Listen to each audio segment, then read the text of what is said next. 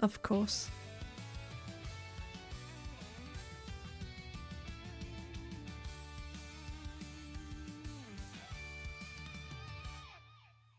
Ah, freaking course.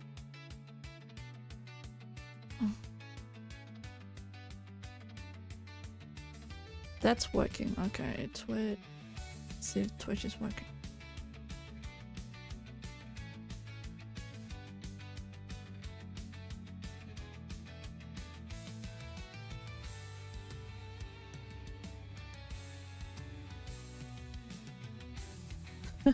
Hi, Delightful. Wait, this is gonna be interesting.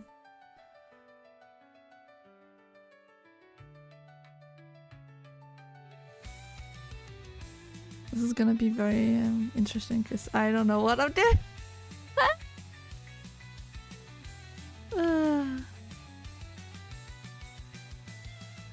Oh boy. We have this down. We have this. Oh wait, I need this one up. There you go. Hey Attaboy! Hey Mecca! Delightful! What's up? Oh, I forgot to open up everything. I'm sorry, guys. Damn. You might have to redeem it again in a second. Wait. Damn, I keep forgetting about this. Hey Devin! Hey Null! What's up? Okay, give me a moment. Beautiful. Okay, everything is up and running. I'm sorry. We have a disclaimer because there's something I'm not usually doing. So bear with me, okay? I'm gonna get some water. So sit tight and participate if you want to. Okay? It's free. You know, it's completely okay if you want to participate and share your thoughts, but we have some kind of talking points and some openings, and it's purely our own opinions, you know? Share your thoughts. Yes, exactly. Okay, be right back. Fox, if you can you write it maybe, and we'll share everything in a second when we're gonna go live, 100%.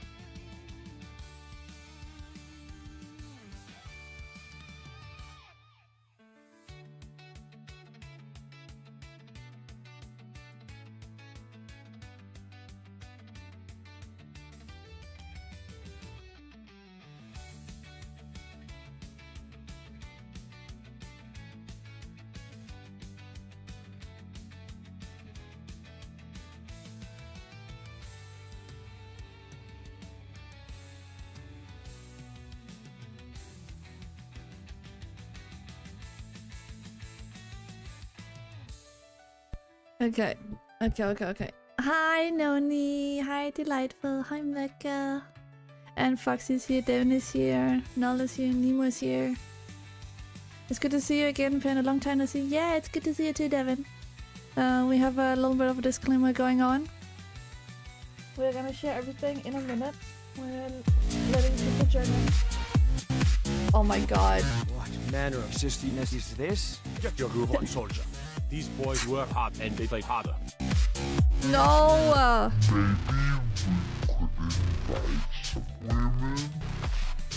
What the fuck is wrong with you guys? Yes, I'm trying something new, Leonie. I'm trying something new. I'm not gonna let you see this, okay? I'm not gonna let you see this.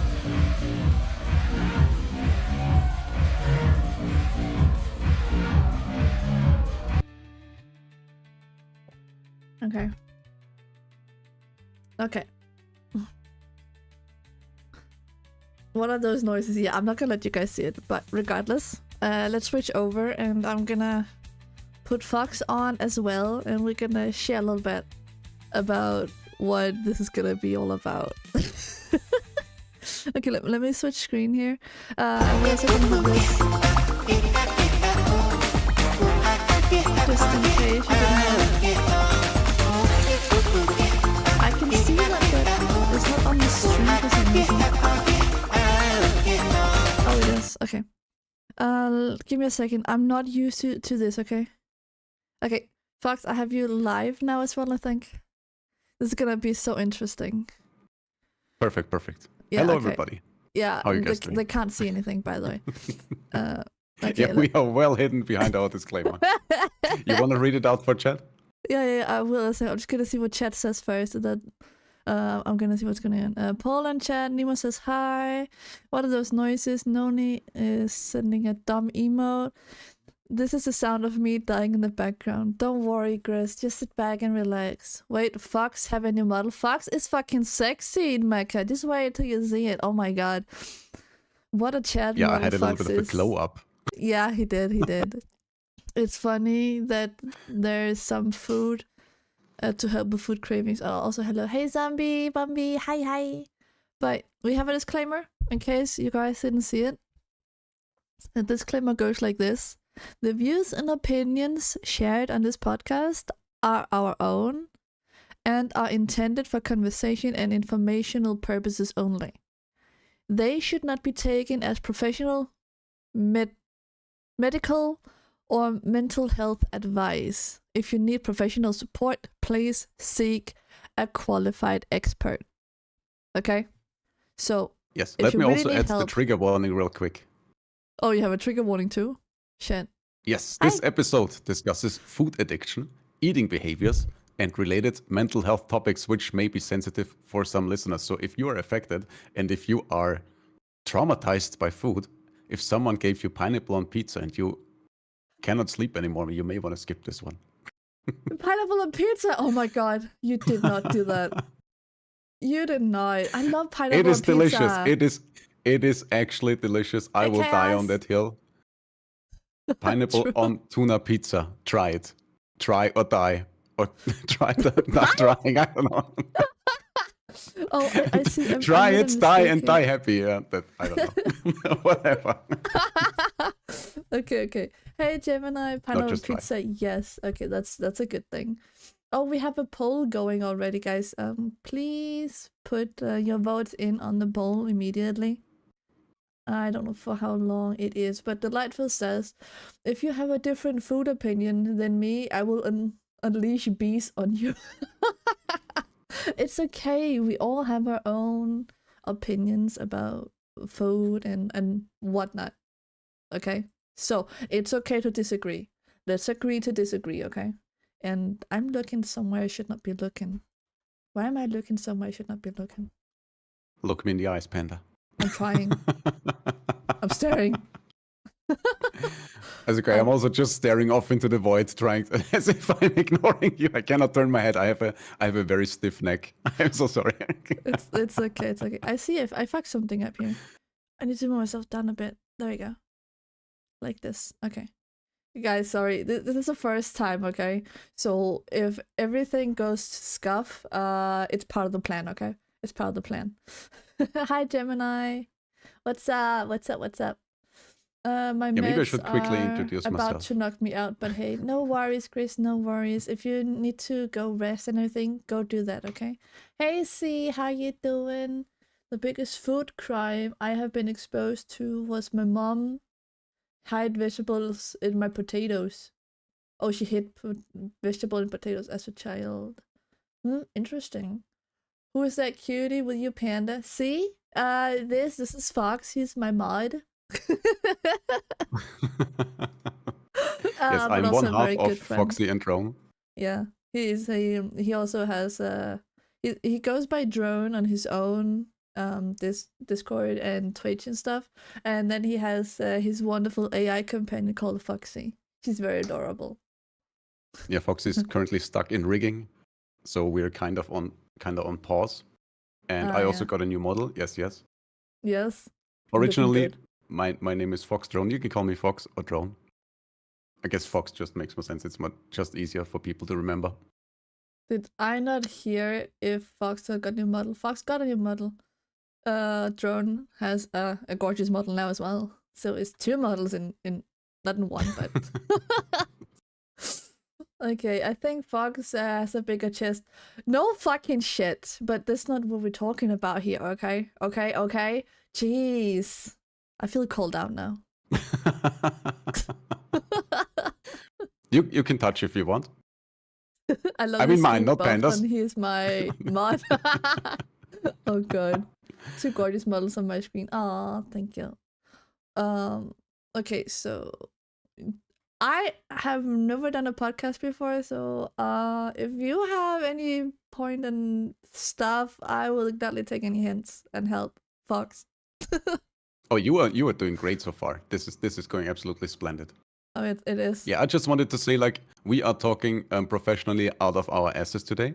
So if you guys agree with us, that's fine. If you disagree with us, that's your problem, because we are always right.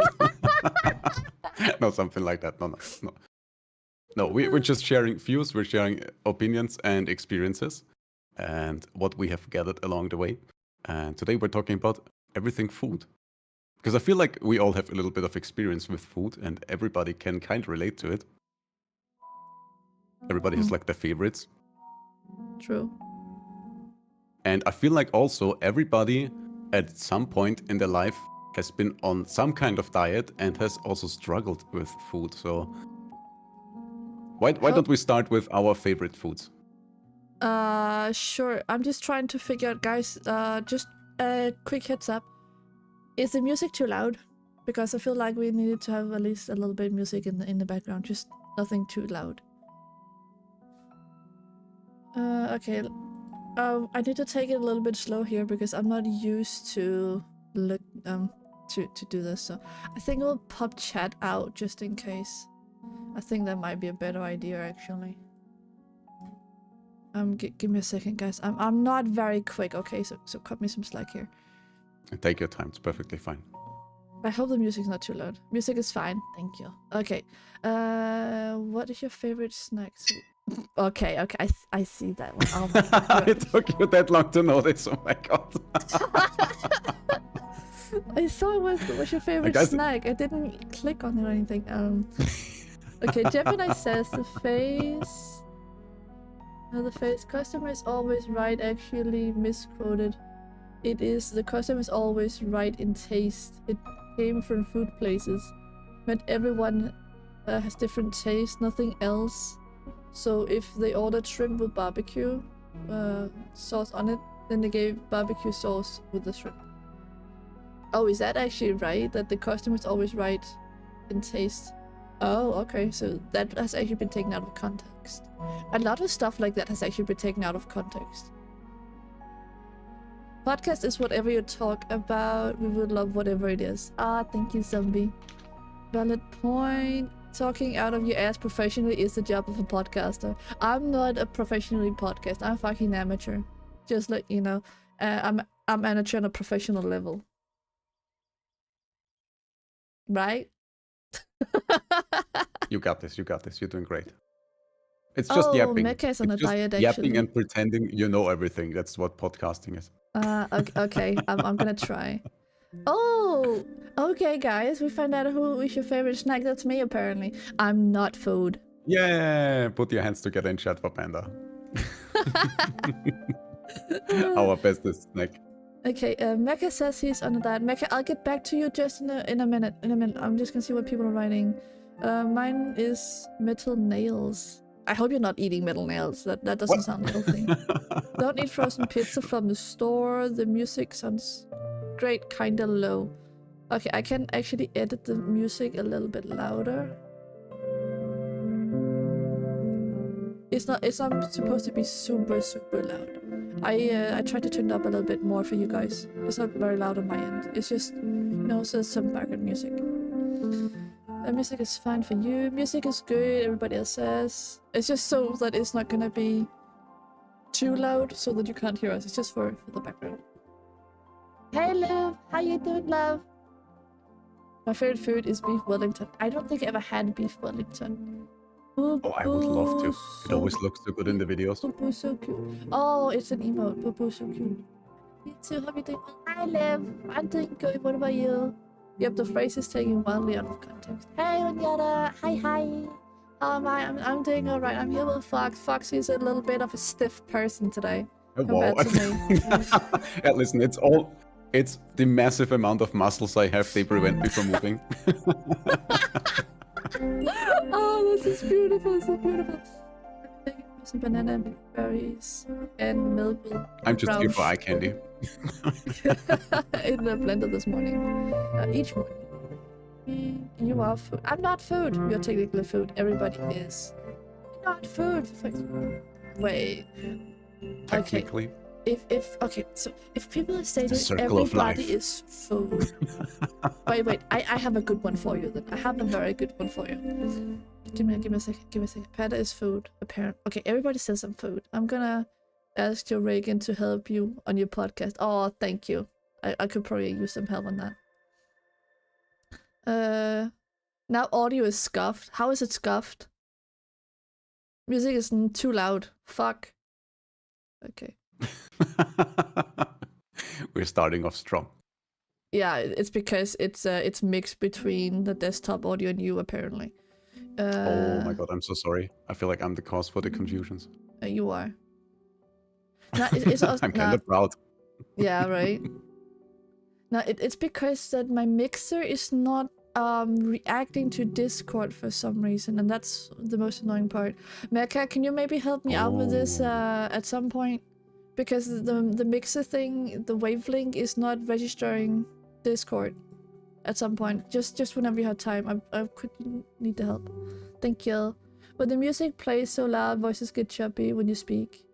Yes, you are the cause. I tried to Audio. turn it down, the music. It's not meant to be loud. Doing fine, which is Audio scuff is always the worst.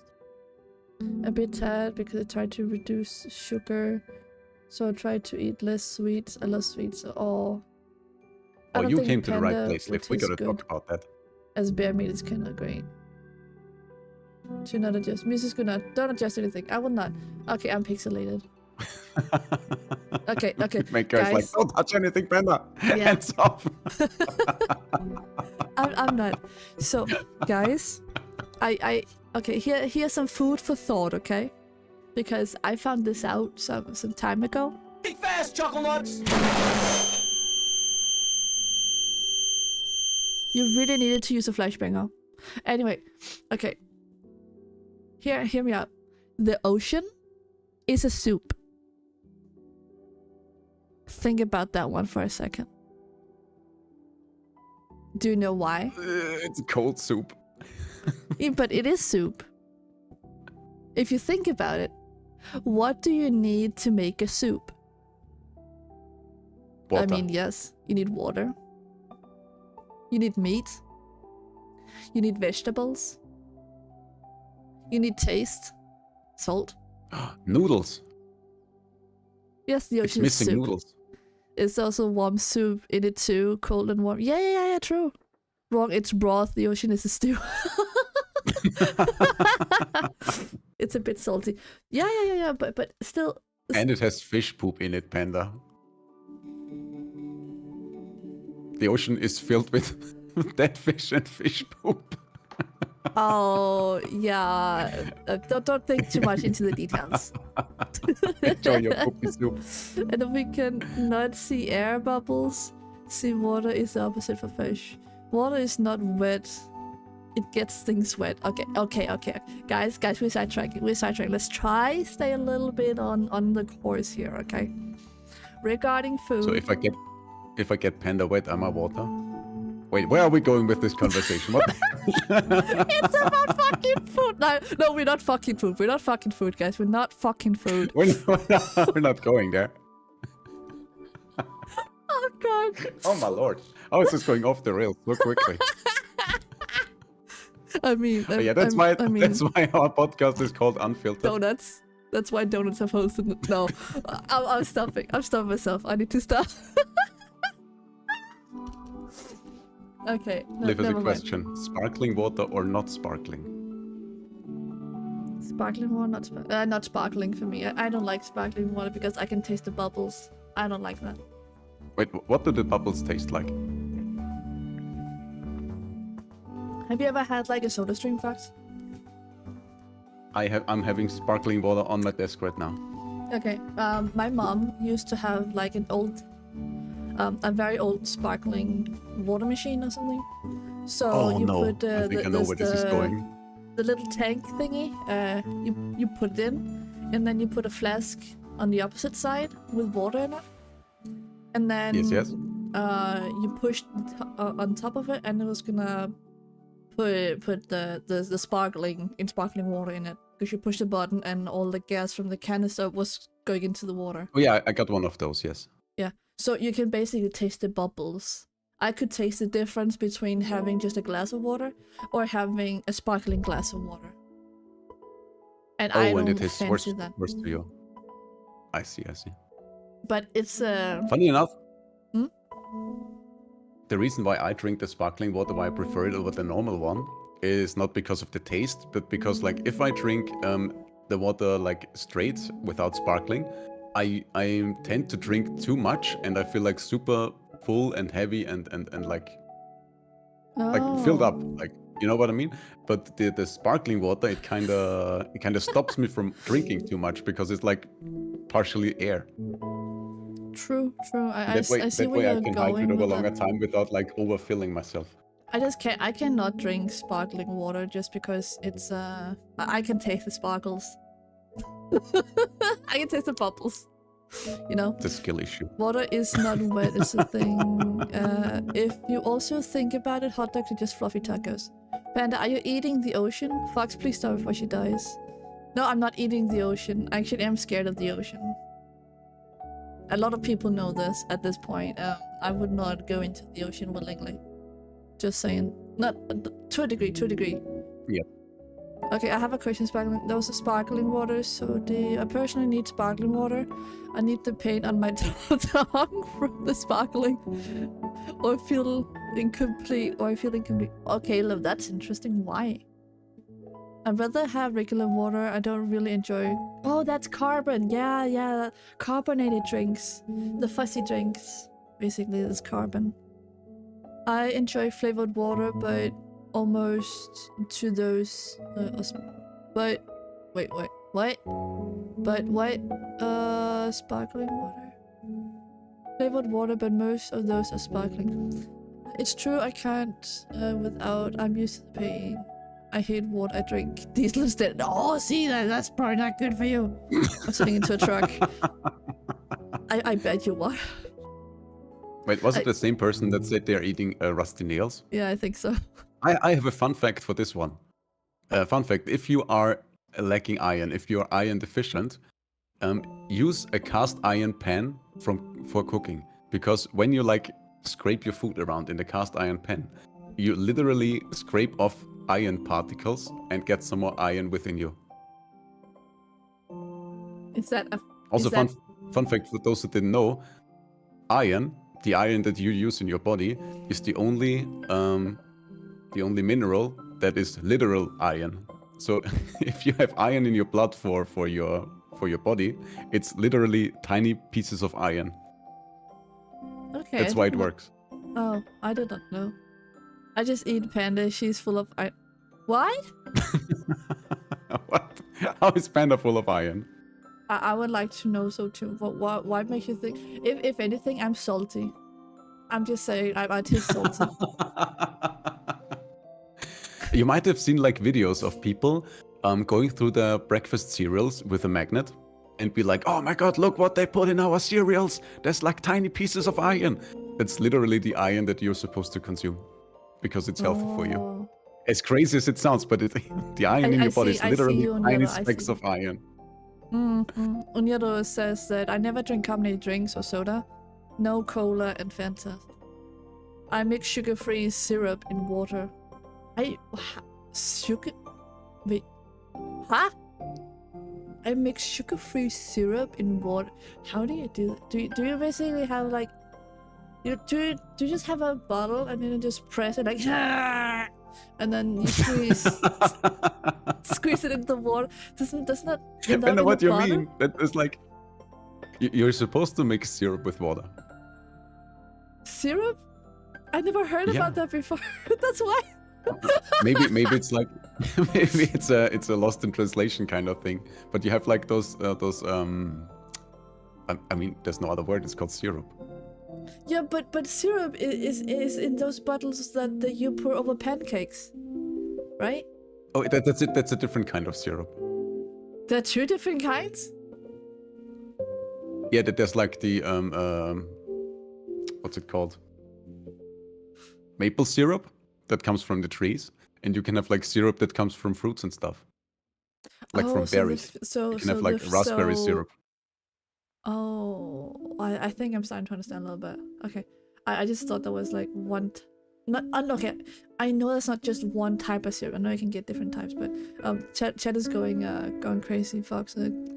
I cannot. Okay, too many people are answering at the same time. Yeah. Just a little heads up. Since podcasts are very much conversationally heavy, don't force yourself to keep up and read everything that chat writes. No.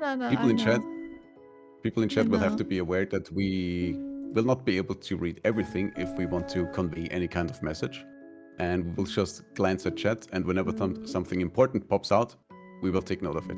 Yeah. So if your message gets skipped, please don't take it personally. That's true. But Mecca did say, I don't know if Mecca is still there, but Mecca did say that he was actually on a diet. One of the viewers, my mod as well. If he's still, yeah, Wanna he's ask still Mecca there. about his diet? Yeah, I mean, it could be relevant, right? Because I know Mecca a little bit, I dare say. And why, Mecca, did you choose to go on a diet? What kind of diet is it? Because we are talking about food, and why did you choose a diet?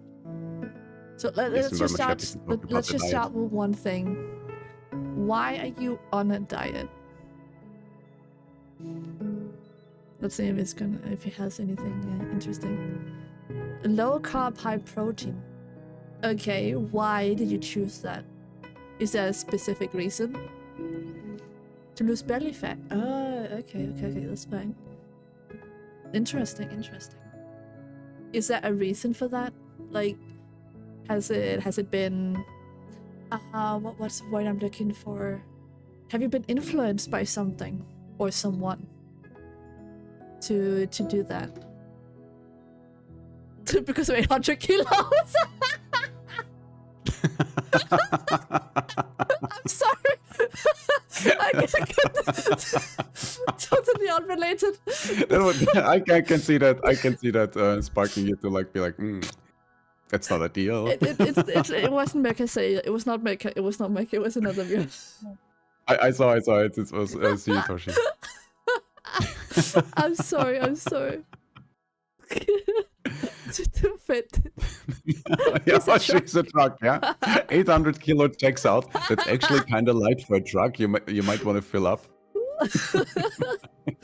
You might lost some screws. I want to be skinnier, and I have a hard time reaching my feet and taking shoes on. To be brutally honest. Fair enough. I think that's perfectly reasonable. Yeah, that makes sense. The reason why many people love to cut out carbs is because of a thing called calorie density. Because like different foods have different calorie densities. I think I should move over here a little bit, otherwise I'm gonna sit up against Fox and be like sniffing. Sniff. Oh, don't hold back, you can sniff. It's because I was moving around in my chair a little bit, so I just moved People told me I'm very sniffable. Oh, you are?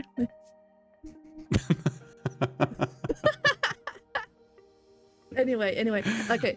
We were actually supposed to start with our love for food and favorite food. If we're gonna try and go back to topic, but if you guys know me correctly and know me very well, I'm gonna go off topic. And I know Fox here is also a professional. Okay, I'm flexible. No, you're not flexible. You are very professional. But you're not flexible. Quests. We shall see about that. You're very, very flexible and professional in creating side quests. for sure. But love for food and favorite food. If I had to say my favorite food, that changed over the years actually. Now that I think about it, my favorite food has definitely changed. I started to be very... Favorite food was hot wings actually. And it actually came from a friend of mine back in school actually, to be honest. The hot wings came from a friend of yours? Yeah. Was he a chicken? No. But the thing was, because it turned out to be a favorite food, was she always had it in her lunch because her mom packed them. And she would sometimes share them with me. And I was like... Oh, she got you hooked. Yeah, because it was delicious. But I also knew that I could not just go over to her and be like, hey, I want a hot wing, give it to me. Like, that would be kind of bully. But sometimes she would share, sometimes she wouldn't. And I didn't really want to oppose on her. After that, my favorite food turned into be spare ribs. It was a fucking messy job. So I didn't get that often. Now, today, I would say I jump between ramen and sushi actually. I think those are my favorite foods actually. Luxury food actually. Yeah. Nothing sweet. I'm surprised because I have a massive sweet tooth. My favorite food is the Austrian version of pancakes, which is called palatschinke. It's basically like a crepe, but a little bit thicker, like a mix between, like a fusion between a crepe and a pancake.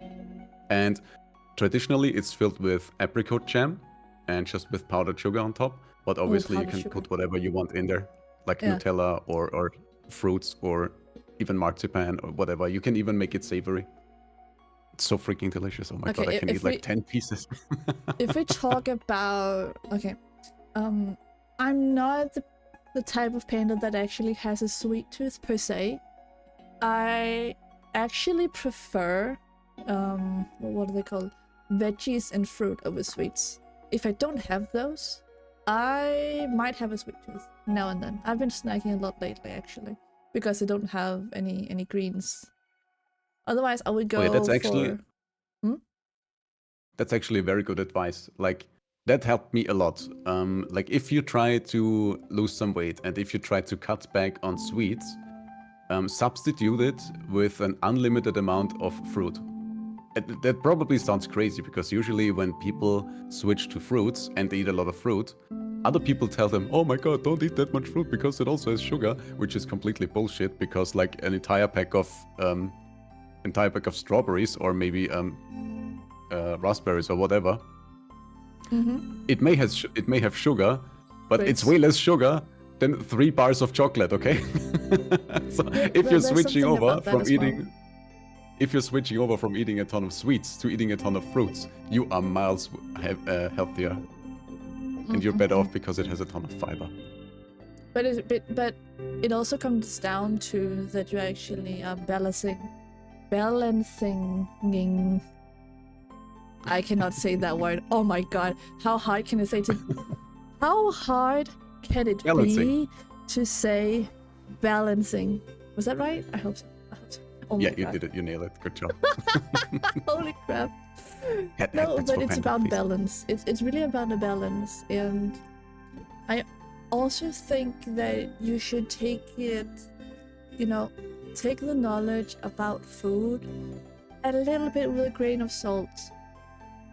Yeah, that's just my opinion because I have been looking on Facebook and trying to following various of, you have those people that are fitness instructors and all those kind of things, right? I found this one guy, I think he's called the Fitness Chef or something, on Facebook. He is a British guy and he has stubbles, beard-ish, where he also does this. Did you know that X amount of grapes is equal to X amount of chocolate chips or something like this? So if you choose to eat this is somewhat equal to this. But he also comes up with a very good tip of it, because just because that people say that grapes are more nutritious than the biscuits, it doesn't mean that you should cut down on the biscuits, because they have different nutritious values. So that's also something you have to look into. It really depends on what it is that you have your focus on. Because yeah, that's a good point, I'm pretty sure that there was something about it with grapes has, let's say X amount of sugar, because I don't remember it, and I'm not a doctor, I'm not nothing, I'm just a panda, so I don't know all the values. But it turned out that I think it said 100 grams of grapes actually had more sugar in them than, let's say, 1 or 2 Oreos or something like that. Don't take it for face value, okay? I'm just saying something here because I don't remember you're making the a valid exact thing. point. It's just the point that some fruit actually has more sugar than some of the other sweet things that we enjoy in life. So it's okay, you know, to enjoy sweets sometimes. And Zombie has a question. What is good sugar compared to bad sugar? Again, we are not nutritionists, we're not doctors, no nothing, okay? But I can tell you. The thing with the sugar in fruits and stuff is, first of all, it's not Processed, isn't it? refined sugar. Yeah, it's not processed. And also, what you get with any kinds of fruit, you get fiber. And here's a very good explanation how fiber works in your body, because fiber actually binds calories. It binds nutrition in your intestines. You can imagine fiber like the hair that is clogging your drain. And the way that fiber is clogging your drain, it also traps some of the sugar and some of the nutrients of the food you're eating. So let's say you eat 100 grams of sugar with fiber, you will only digest let's say 70 grams of it. Unlike when you eat like a processed sugar 100 grams, you will digest 100% of it. You see what I'm getting at? Like the fiber helps get rid of some of the sugar. But you made a very valid point, and that's that no food has to be completely off limit, because no, it's all about balance. moderation. It's about balance. Yes, exactly. It's 100%. Like you can eat one balance. chocolate bar, it's fine. But if you eat like 100 chocolate bars and nothing else, that might become an issue at some point. Oh my god. I don't think I ever had a sugar rush, but if I had a sugar rush at some point, I think I would be running up and down the walls and maybe also on the ceiling. Like, I can See, imagine Toshi that. had a question earlier. See, Toshi said, can ask, how do you hold a diet? I really can't. I can only train more. And here's the thing. When you go online, you will have people go around and promoting some kind of diet they have tried as the ultimate diet that is the end all and be all of diets, just because it worked for them. But here's the thing: the best diet is the one that works for you. So the best thing I would say you could do is try a lot of stuff. Try what works for you. For some people, that might be cutting out carbs. For some people, that might be reducing carbs. For some people, that might be a paleo diet where they only eat like meats and one ingredient foods like nuts and stuff, like things that only a Neanderthal could have gotten his hands on, stuff like that. So just you have to find out what works for you. What kind of foods do we eat? We basically also covered the kind of food that we eat. I did okay, this is not a secret, but so over a year ago, and don't get me wrong, okay, because I am not a big panda. I'm actually a slim panda. People know this. Some people know this, that I'm a slim panda. I have... Panda got all the right stuff in all the right places. But, okay, so it's not doxing or anything, but compared to my height and all that, I could only do the measurement of the BMI. I know it's not the correct way, but it was the only thing I had in, available, because I don't know the other way of measuring, the body index, whatever. But I tried to figure out what my BMI was, and mind you, I am 1.75 centimeters. 175 centimeters. I'm a tall panda. And back then, I was around, I think it was 75 kilos. I personally, at that point, if I did the BMI, I was overweight. Let that sink in for a minute. The BMI told me that I was overweight. I can see on my pictures from then and now that I was a bit chubby on the cheeks and a little bit chubby everywhere, but not super chubby compared to that I'm slim now, actually. And I still feel, I felt bad back then, but I felt like I was overweight. I felt like almost I could have been obese even though I was not. But it's also incredible to think about it, right? That we are getting this image of what a good and healthy body looks like when we look on the internet, when we go down to the supermarket, all the advertisement and all that is out there to show, oh my god, this is a good body, this is a healthy body, right? But I honestly start to think that it comes down to, are you feeling good in your body? In a way, okay, don't get me wrong, but feeling good in your body can also help, in my opinion, to that you feel a little bit more healthy. Oh yeah, absolutely. Like our view of what the ideal body should look like is definitely getting warped by social media. Social media is fucking up our view of a body, of the body view, in general. Because I saw this online at some point. Excuse me. It was a social media lady that had made a post of some kind of clothing, like sharing the chest area and wearing some kind of I think it was a bikini or something. I'm not sure, but she showed the before and after, basically, right? Before the shoot and after the shoot. So the after shoot was where everything was edited. And the first part was, this is what I actually look like, right? And it was a completely different person. People have a crazy she has folds everywhere and whatnot.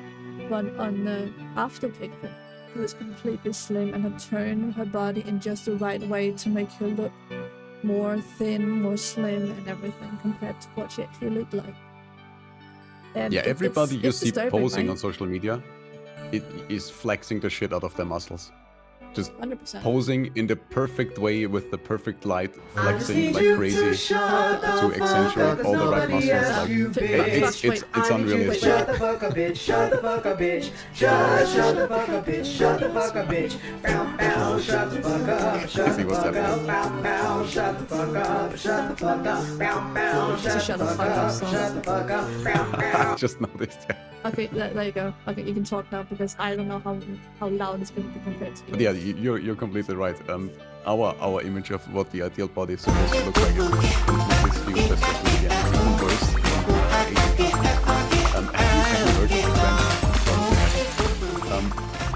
like in China, people try to look more and more like dolls. You might have noticed that trend. They try to be incredibly thin, which is crazy. Like super thin. They are obsessed with being thin to a degree where I would say that doesn't look appealing. That just looks unhealthy and malnourished.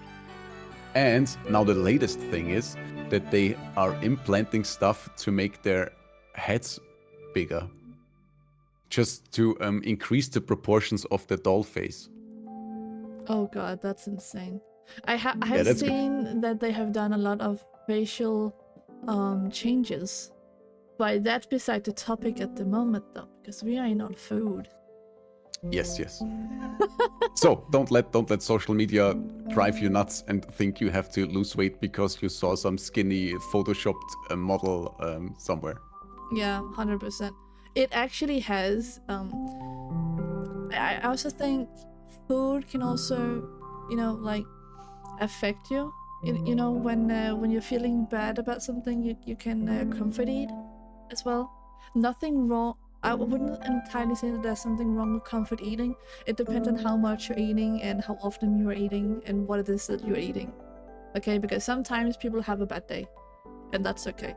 But it is just basically, I know, and I'm speaking from own personal experience, that I have had a certain view on my body based off what I have seen, but it didn't change 100% on what I'm eating.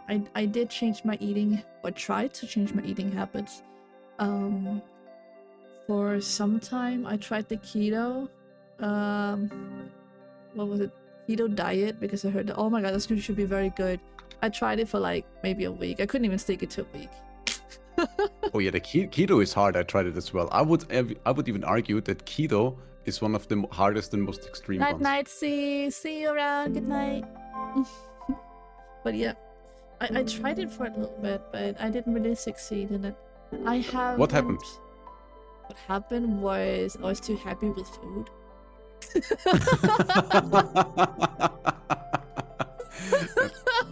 What? No, I mean, what kind of did you just cut down on food in general too much, or did you just miss the carbs too much? I have always loved to have to have pasta or rice. Oh. But the thing was, I tried to cut out the carbs, mostly the pasta, because I started to feel like I was bloated. I felt really like my tummy just bloated and bloated and bloated, and just kept getting bigger and bigger. Like you had gas in your stomach, but you could not get it out right. I was just waiting for that one fart, that would be like, and then flat tummy, lovely. Never happened. Cannot recommend. I see what you mean. But yeah, the reason why keto is so hard, because basically how it works is you cut out all the carbs and all the sugar, and you get your body to run on ketones instead of sugar. But here's the thing: run on the fat.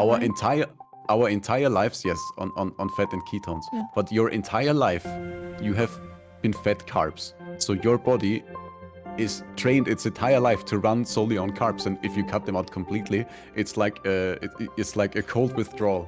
You get like withdrawal symptoms.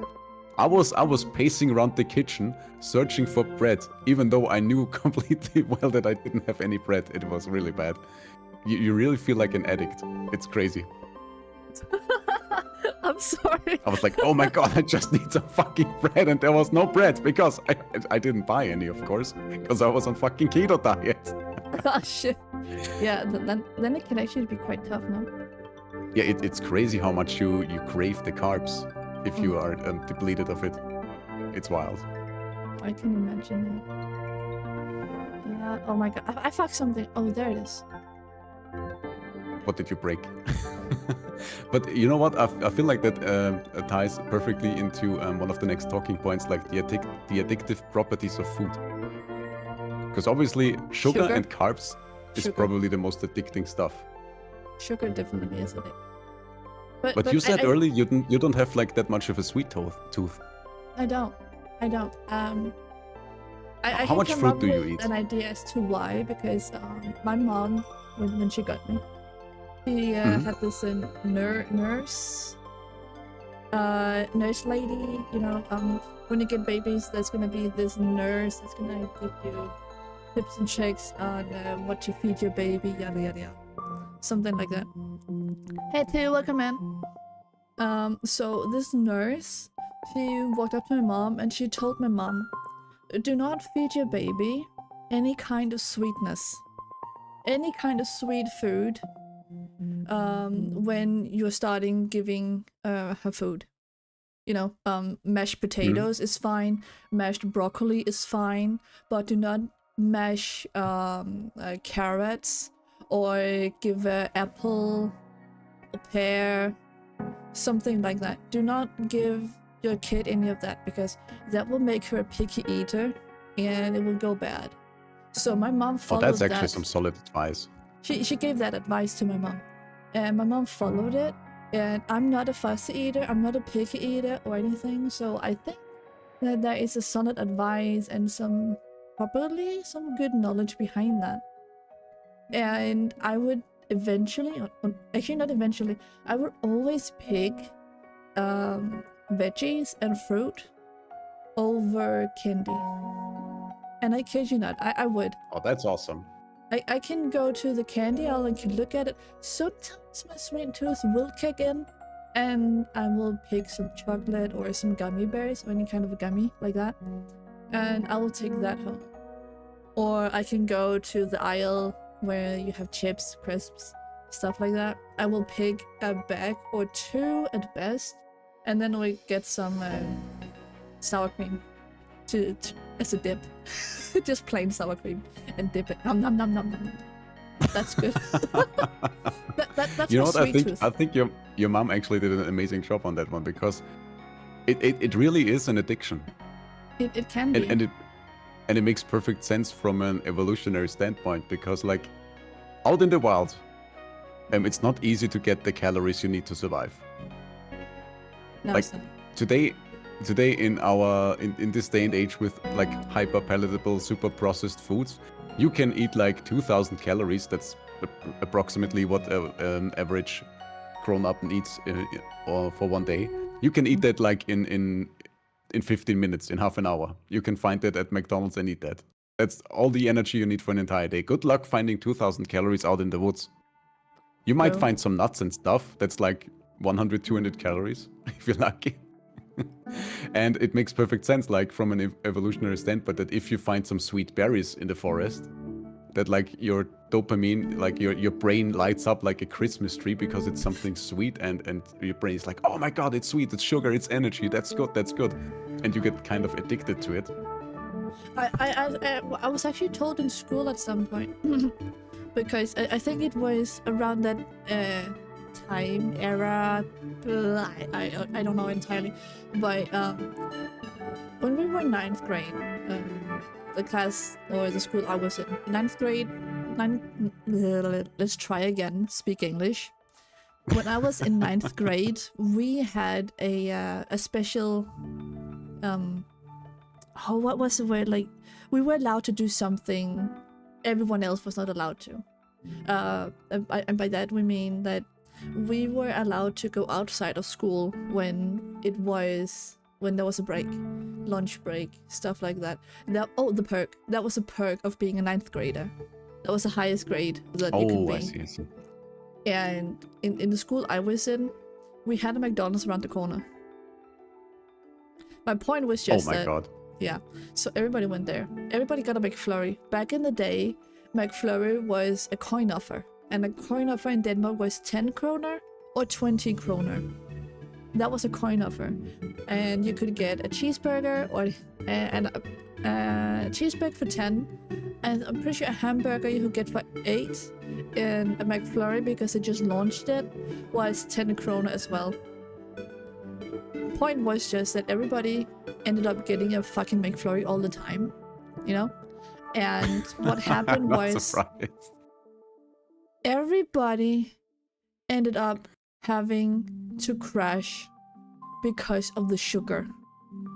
They had so much energy, and then when the sugar rush ended, everybody crashed. So you also had to think about that when you're packing your lunch.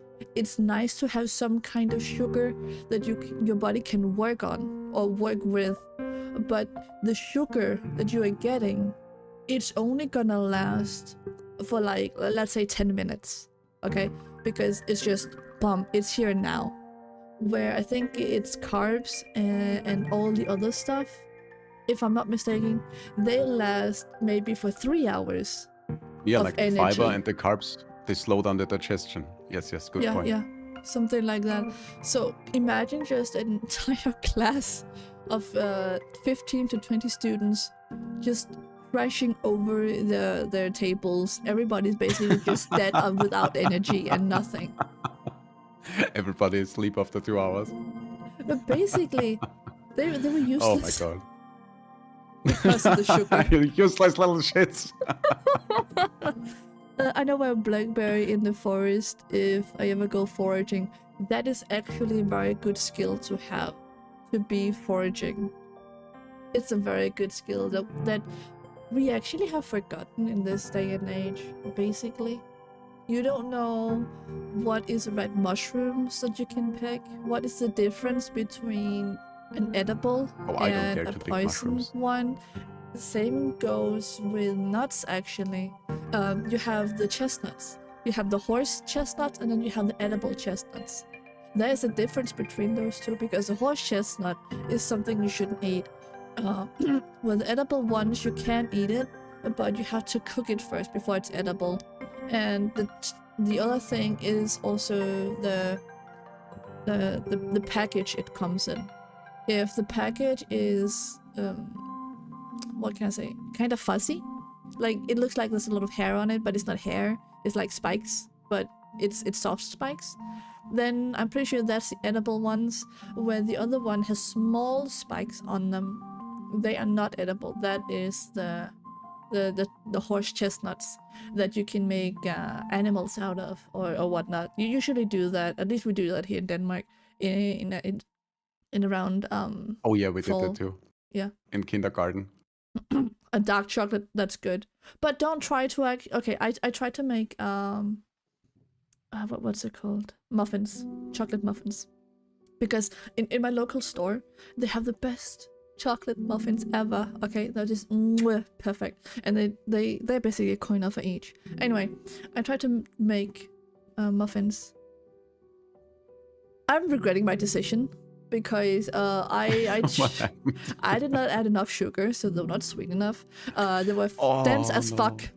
Plus, I added the wrong dark chocolate as well, so it was a fucking nightmare. Dense and dry and bitter. Yeah. Just like Panda after a gaming session. Try it. Oh, I God. know, but it was just horrible. It was freaking horrible. I'm telling you, it was so bad. That's I okay, ate that them happens. though, but still. I mean, the food. You know what you shouldn't do go to waste. in that situation? You just grab a jar of Nutella and toss like a kilo on it, and then you're fine again. Just cover the taste. It's fine. I'm actually not a huge Nutella eater. Oh, I can eat the entire jar like it is without anything.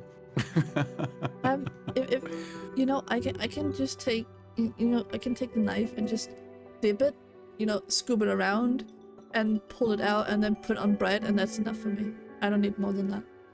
It's probably because I don't have a huge sweet tooth. I envy you. I have a massive sweet tooth.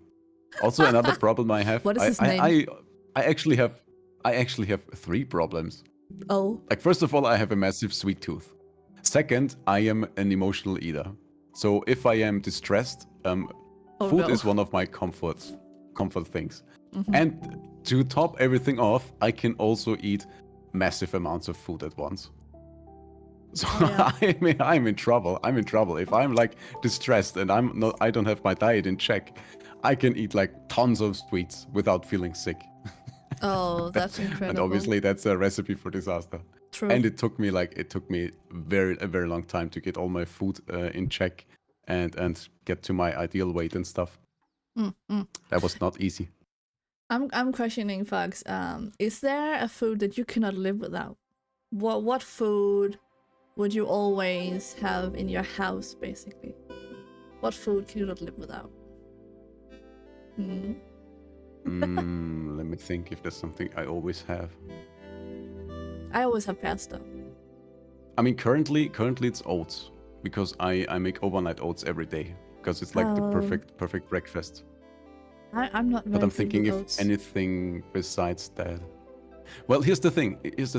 The way that overnight oats work is like you mix it up with some yogurt and milk and protein powder, like chocolate protein powder, for example, and you leave it overnight, and they like soak and they become super soft. And you can either eat it cold like it is, or what I do is you put it on a flat plate, you toss some berries on it, and you put it into the microwave. What type and of yogurt? nuke it for like 10 minutes. You can use some Greek yogurt or high protein yogurt or just some regular yogurt. It works with all of them. Oh, okay. And you just nuke it in the microwave for 10 minutes. Nuke it. And because of the soaked oats, it becomes solid. and it's like a healthy cake. Like the berries make it sweet, and the protein powder make it sweet. There is no additional sugar in it. It becomes solid, and with the berries, it's also a little bit juicy. You can top it off with some more yogurt, and basically you have a healthy cake for breakfast. It's fucking brilliant. Sounds delicious. I tried to make chia pudding once. I tried to make that a daily habit, you know, preparing it at night. Oh yeah, chia pudding is also good.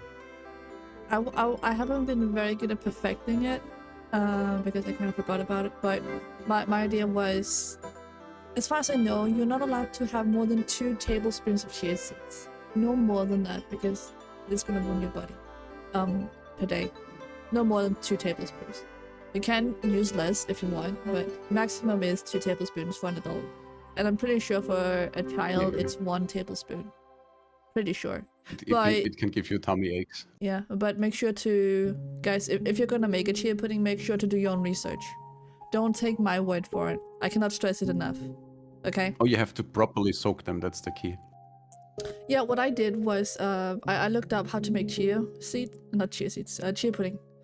2 tablespoons of chia seeds, and then you pour in some milk, and then you had to let it stay overnight. That's what I did. I tried that. It didn't really have that the effect I hoped for. I added a banana instead on top of it. I mashed a banana into it afterwards, like what's it called? Not an expired banana, you know, but you let it sit out banana. A little bit. Ripe, yeah, that was the word, ripe. And you don't have to use the whole banana depending on how much you're making, right? But less than a quarter banana, and just mash it into it. Then for me, it got the right consistency because for me, I think it was the consistency that I had a little bit of trouble with. I didn't like the consistency at first. No, it wasn't really necessary. I like the sliminess. It was too slimy, I think, but I prefer it if pudding is kind of creamy. This wasn't creamy. Oh yeah, makes perfect sense. So I add the banana, and I think there's a little bit of starch in banana or something, but for me it was a perfect mix. You can add berries and whatnot to it if you want. For me, it felt right. It was good. If you don't like the crunch of the chia seeds, you can just put them in the food processor and just grind them up a bit. Oh really? Before you use them, yeah. Processor, sadly. Oh no. Yeah. Maybe you can stomp on them. I think I gotta turn sour then. But speaking about processing, let's talk about ultra-processed foods. Ooh. And why the hell the food industry do what they do. Because as we have already established, certain foods can be very addictive. And when you are a food manufacturer, you have an incentive to make your food as addictive as possible. And I just appealing. wanted to think... Yes, I just wanted to think about Pringles, for example. What was their slogan? Once you pop, you cannot stop. Something like that? Pringles? Yes. Do they have that? Was that the slogan? Yes. What? I never heard of that. That is literally the description of an addiction. True. Once you pop, you cannot stop. Yeah, because you like pop open the can when you press it or something. I don't know. I disagree a little bit with them though, because even though I pop a can of Pringles, I can't stop. But it was also because that I in my store, I have various stores close to me. We have a store called Normal. I don't know if you have it, but they had some limited edition Pringles. This one I got was a cheeseburger Pringle. Believe it or not. Oh my god, that sounds good. It was good, but the only thing I tasted... I kind of tasted the cheeseburger from McDonald's, kinda. But what came through most was actually the pickled cucumber. The pickle. Oh, do you like the cheese. sour cream and onion Pringles? I do like them. Well, I like most of them. I'm not a picky eater, so I like most of it.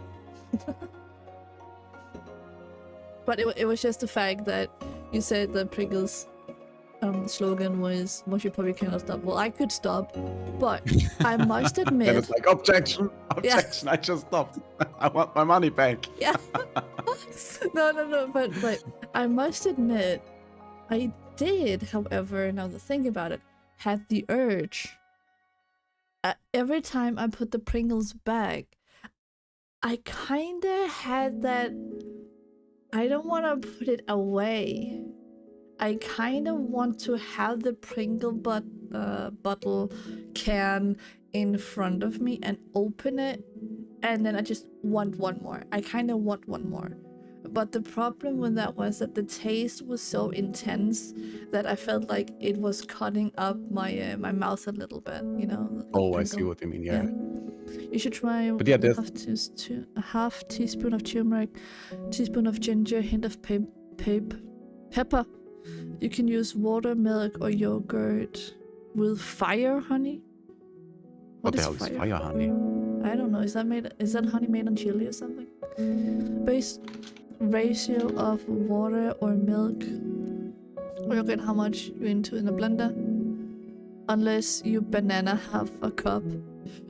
Oh, excuse me. I have no clue what the fuck you're saying, bro. So Google says fire honey is a homemade spicy sweet herbal remedy typically made by infusing raw honey with warming spices like turmeric, ginger, and cayenne pepper. It's primarily used as natural wellness tonic to support the immune system and relieve symptoms of colds, flu, and congestion. Oh, okay. So Oh, it's kind of like when thing. you have you heard of the thing when you put like when you have a cold and you put like raw onions and honey in a jar and you leave it overnight and the next day you get like a remedy for like your cough because of the I heard about that one. anti-inflammatory properties and Yeah. stuff. There's also I guess something it's about kinda you the could do same. that with your feet. There's something about that. You could do that with your feet as well. You can eat your feet? No, then no. It was something about putting. I think it was ginger or something that you put on a piece of cloth, and then you fold the cloth, and then you had to put the one side up against the flat part of your feet. You know, where, Oh, and then you had to sleep with it. That is gonna help with anti-inflammatory or detox or detox your system. Oh my god.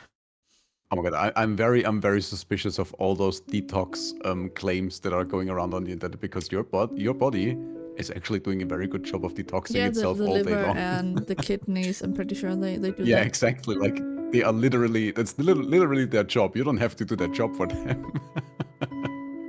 So whenever people be like, I need to detox, I'm like, yeah, please detox your brain first, and then we can talk again. But yeah, let's get back to the ultra-processed foods. True. Because as we established, any food manufacturer has an incentive to keep you hooked on their food for profit, obviously. Yeah, that's true. What food is the most obvious that does that? Well, I would say any kind of sweets and chips and stuff. Like it is. I find it very hard to open a bag of chips and not finish it. I don't know about you. No. Like I can basically get a Pringles, no? handful. I can get a handful I'm very of much chips. impressed by your discipline when it comes to food. I blame my mother. Because when I was a child, I was always told to eat up. So now I'm Don't told eat frozen I eat up pizzas. everything that's in front of me. Okay? True, You true. put like I gotta ask though, why not eat frozen pizza? Not that I would, but it doesn't seem like because a you good have idea. because you have to put them in the oven first, Panda. You're gonna damage your teeth. Oh my god. I mean, knock yourself out if you want. You can lick them in An summer. addicted food. Is there food that you cannot put down? That's a funny thing. I'm sitting here, I'm thinking a little bit, but I think I am a little bit different, or built different in a way, if that makes sense. And I can tell you why, because sometimes, obviously, I have a huge craving. I've had that lately, like a snacking craving. Okay, don't get me wrong here. What were you But craving? it was just snacking. Like I wasn't hungry, but I wanted to snack, if that makes sense. So Like something sweet or savory? oh shit, I'm clicking the wrong button here. Hold on. Beautiful. Take your time. Take your time. No, that's the thing. I didn't entirely crave anything per se. I just felt just like wanted to I munch wanted on to something. snack. Yeah, I had that munch, right? Not because of hunger. Why not eat it? Some branch juice preservation like BA, BHT. I don't know any of those. Oh, it's because it was a frozen pizza, I assume. That was the reference there. But Yes. if I think about it, I just have a craving for something to stuff my face with. And that can be Skittles, it can be Pringles, it can be Haribo, it can be whatever that I have. I'm trying not to have too many snacks around because I know that sometimes I just go on a frenzy, an eating frenzy, I guess. It's not often I have it like that. Do you think it is a comforting thing? No, I think it's because I am very, very bad at eating throughout the day. Oh, so at some point your body is just It's like, compensating. girl, you gotta eat something now. We are starving. I think whatever you can get your hands on. Yeah, I mean, that makes yeah. perfect sense. Also, here's a fun I fact. encountered actually, Fox, that it was a job I was at some point where there was this person. I'm not gonna talk too much about it, but it was just a person, and the caretaker of this person was like, as long as a person just gets something to eat, I don't care what it is, they just need to eat something because the body needs food. Do not pressure the person to eating anything, it has to be voluntarily. So I think it's a little bit on the same side, you know, that food has to look delicious and you have to present it in the right way for people. Otherwise they won't eat it. The body, when you are eating normally, if you're, let's say, and it sounds like you are very much eating normally, and No. when you have a normal diet and you have everything in check, your body actually does a very good job at telling you what it needs. Like when you are a healthy adult with a normal diet and you crave something salty, that is probably your body just telling you that it needs salt. Sometimes, But obviously, yeah, if you're someone also... that eats chips all day long just because they are addicted to the salty and greasy flavor, there's somebody that actually made a chart of sorts about that. If you are craving salt, then eat almonds instead. If you are craving something sweet, you should eat an apple instead. There was something like that because it was a craving for something. Good point, yeah. Yeah, because and by the way, it's like not I said biased, earlier, or it's not true. when you're trying to stop your cravings for sweets, to substitute with fruits because it's way healthier and you can actually manage the cravings that way. But just to make a point about the thing with if you're craving salt, there is something else you can substitute with, and I'm pretty certain it wasn't almonds. It was basically just, you know, what do you say, a figurative speaking or something like that. You know, that if you crave this, you should try to eat that instead. That's basically what it comes down to, and I don't have the right result. I don't know exactly what is the perfect substitute for if you want something sweet, if you're craving something salty, if you're craving something bitter, etc, etc. I don't have that one. You would have to look it up yourself, You don't have the list, or try that's fine, that's to fine. talk to a doctor I feel or like something. that's probably also a very individual thing. Like you have to find out yourself. I say substituting. Like one mistake that many people do when they go on a diet is they go in too hard.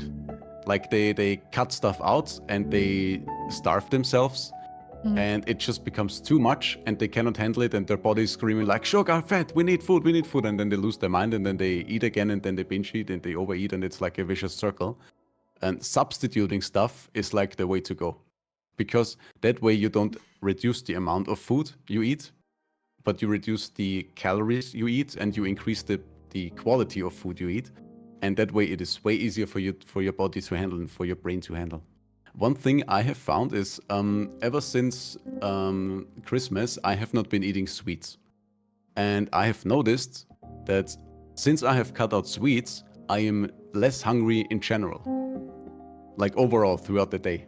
When I was eating sweets, I was craving food way more often, not specifically sweets, but weren't in you also general. having crashes throughout the day because of your eating sweets? You know, like Yeah, you absolutely, said your yeah. energy levels were actually, you know, skyrocketing Yeah. and then at the lowest of the Now my level. energy levels are way more stable, and Yeah. I don't have like, I'm not as hungry as I was before. But again, then you're actually coming back to what sugar does to your body. That was basically also what I said earlier, you know, about having that whole class of teenagers crashing. Yeah, exactly. Yeah. That you experienced it also firsthand, that the sugar is gonna give you a massive amount of energy right here, right now. But Oh, yeah, when absolutely. that is used, it's basically like a nitro boost for a car, in a way, right? Because the nitro boost is just here and now, and then it takes Oh, yeah, a that's a good long time comparison, yeah. before you can use it again, right? That's basically the same thing with sugar, because you need to keep adding sugar. But the problem is when you keep adding sugar, the threshold for sugar rises, that you need more and more and more and more before you're reaching that same high, before you're getting that what do you say, like energy level. Before you're Hi satisfied. Natalie, welcome in. Yeah, it's something like that. Yeah. Yeah, and before you know it, you're overeating and you get fat. It is how it is. Eventually, yeah, it depends on how much. Again, the eating depends on a lot of things, right? Like you said. Well, here's the problem. you're Here's the eating- problem with sugar and oil in particular. It's what we said earlier about energy density, because like different foods have a different energy density, and if you're trying to eat only a certain amount of calories per day, as soon as you eat a too big amount of very energy dense foods, you're over your calories that you need. Like there is a reason that oil is used as fuel all over the world, because the oil that you have in your food and the oil that is processed into diesel is very much similar, because it has the same energy density. It has a lot of energy in a very small volume. That's the point of it. And calories, the value calories is nothing else but a measurement of energy. Don't forget bringing up the satiety index.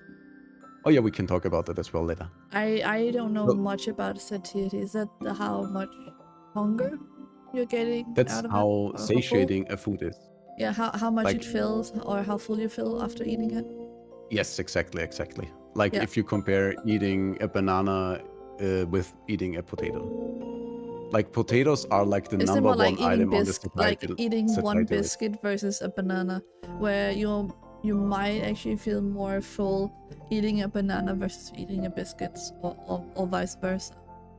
Yes, It's basically exactly. a little bit the same thing I came in on when I was talking about the 100 grams of grapes versus the biscuits. I think it was or Oreos or something. It also depends on how full that makes you, but also that how much nutrition is in the food. Because I don't think it is shameful or it's bad that you sometimes want some sweets, you know, because some days you're gonna eat more and some days you're gonna eat less. And don't be dumb like me and basically almost go without a day without eating. Okay, don't do that. Don't do that. That's not good. That's not healthy for your body. It's not good whatsoever. It's gonna make you lose weight, but not in a good way. I'm It's gonna just mess saying up your that it's mind. not good. I did that by accident, actually. It was, and I'm saying legit, it was accidental. I mean, Because I intermittent didn't try fasting to. can work. Have you ever tried intermittent fasting? No, Because I that's haven't. basically what you I were didn't do doing. it on purpose anyway. That's like when you just restrict your eating to specific hours. So you have a certain amount of hours in a day when you don't eat, and your body has a chance to burn off fat. You can Craving absolutely sugar completely. can be a You can sign that the body needs quick energy or has a low blood sugar. You can completely jinx intermittent fasting if you eat too much calories within your eating window. So at the end of the day, it's always about a calories in versus calories out. The amount of calories that you need in a day versus the amount you eat. If you eat too much calories, doesn't You're matter gonna if gain it's weight. biscuits, it doesn't matter if it's fruit, it doesn't matter if it's potato or whatever the fuck you want. If you eat more calories than you need, you're gonna store them as fat because that's what your body is designed to do. And I think that's also a very important thing that people have to realize. Our bodies, from an evolutionary standpoint, are designed to save energy. We're designed to use as little energy as possible, to be as, as lazy and as efficient as possible, and to store as much fat as we can because that will guarantee our survival. I'm thinking. I'm So letting that run through you're my actually, head for a second. like, think about it. If you if you live in the Stone Age and you are a Neanderthal, you have a very high incentive to move as little, to burn as little calories as possible, and to save as many calories as possible. Like if your tribe kills a big mammoth, you get like thousands of calories, you eat all of them, and you save it, you store the energy as fat. And for the next few days, you can survive on the fat that you stored. Because it was obviously too much calories for one day. You didn't need like 5,000 calories of mammoth meat for one day. That's too much. But you have an incentive. Like the people that were able to eat that much and store it as fat, those were the people that survived. Yeah, people because that then didn't they find had food- the food, when they have consumed the food, they had for the days where there was not a lot of food, when food was Exactly. scarce. Yeah, I If you are remember fat, that part. that means you will survive when there is no food. And that's why evolutionary, your body is very much programmed to store as much fat as it can. And there's also a very interesting thing that everybody has. Everybody's body has a set weight. That's like a weight that your body feels comfortable at. Like, let's say, for example, your set weight is 75 kilos.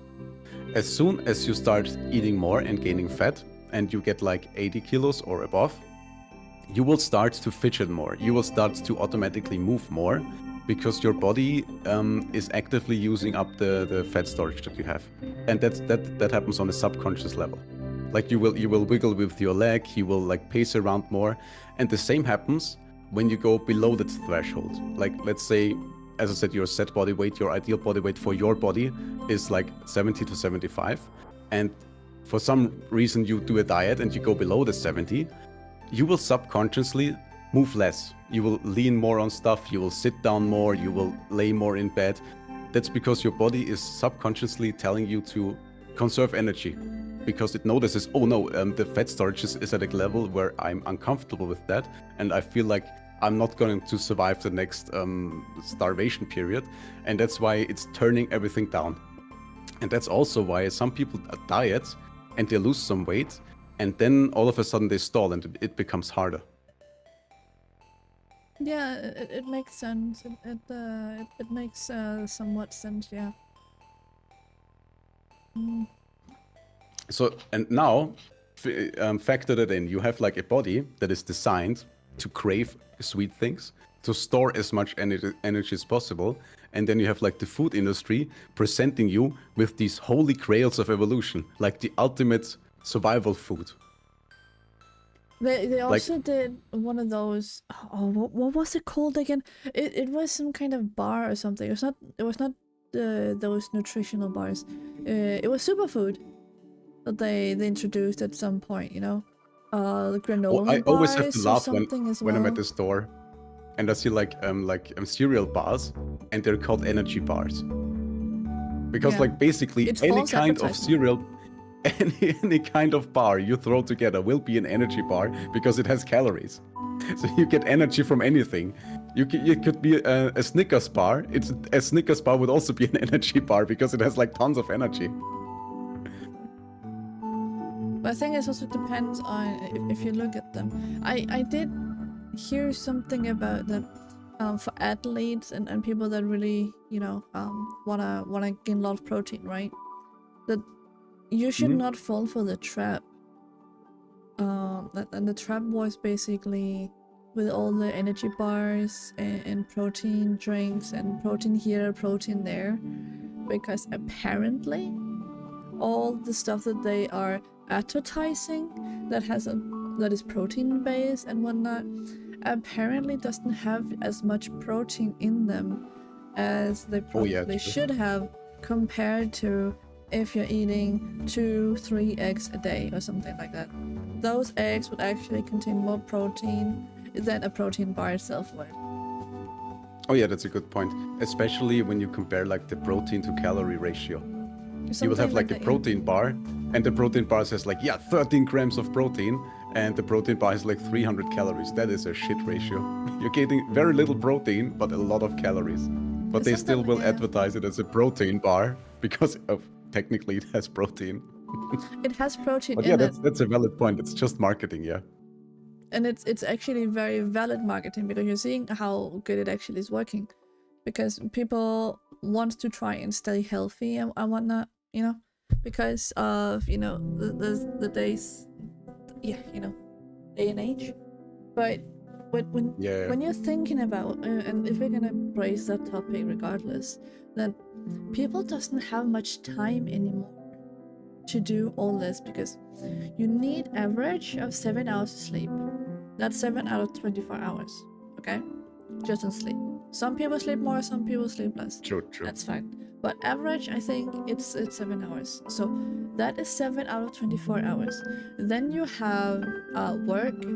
That is an additional 7 hours. I think that is 7:30, 8 hours, something in between. So that basically 14 to 15 hours total out of 24 hours that you already used, right?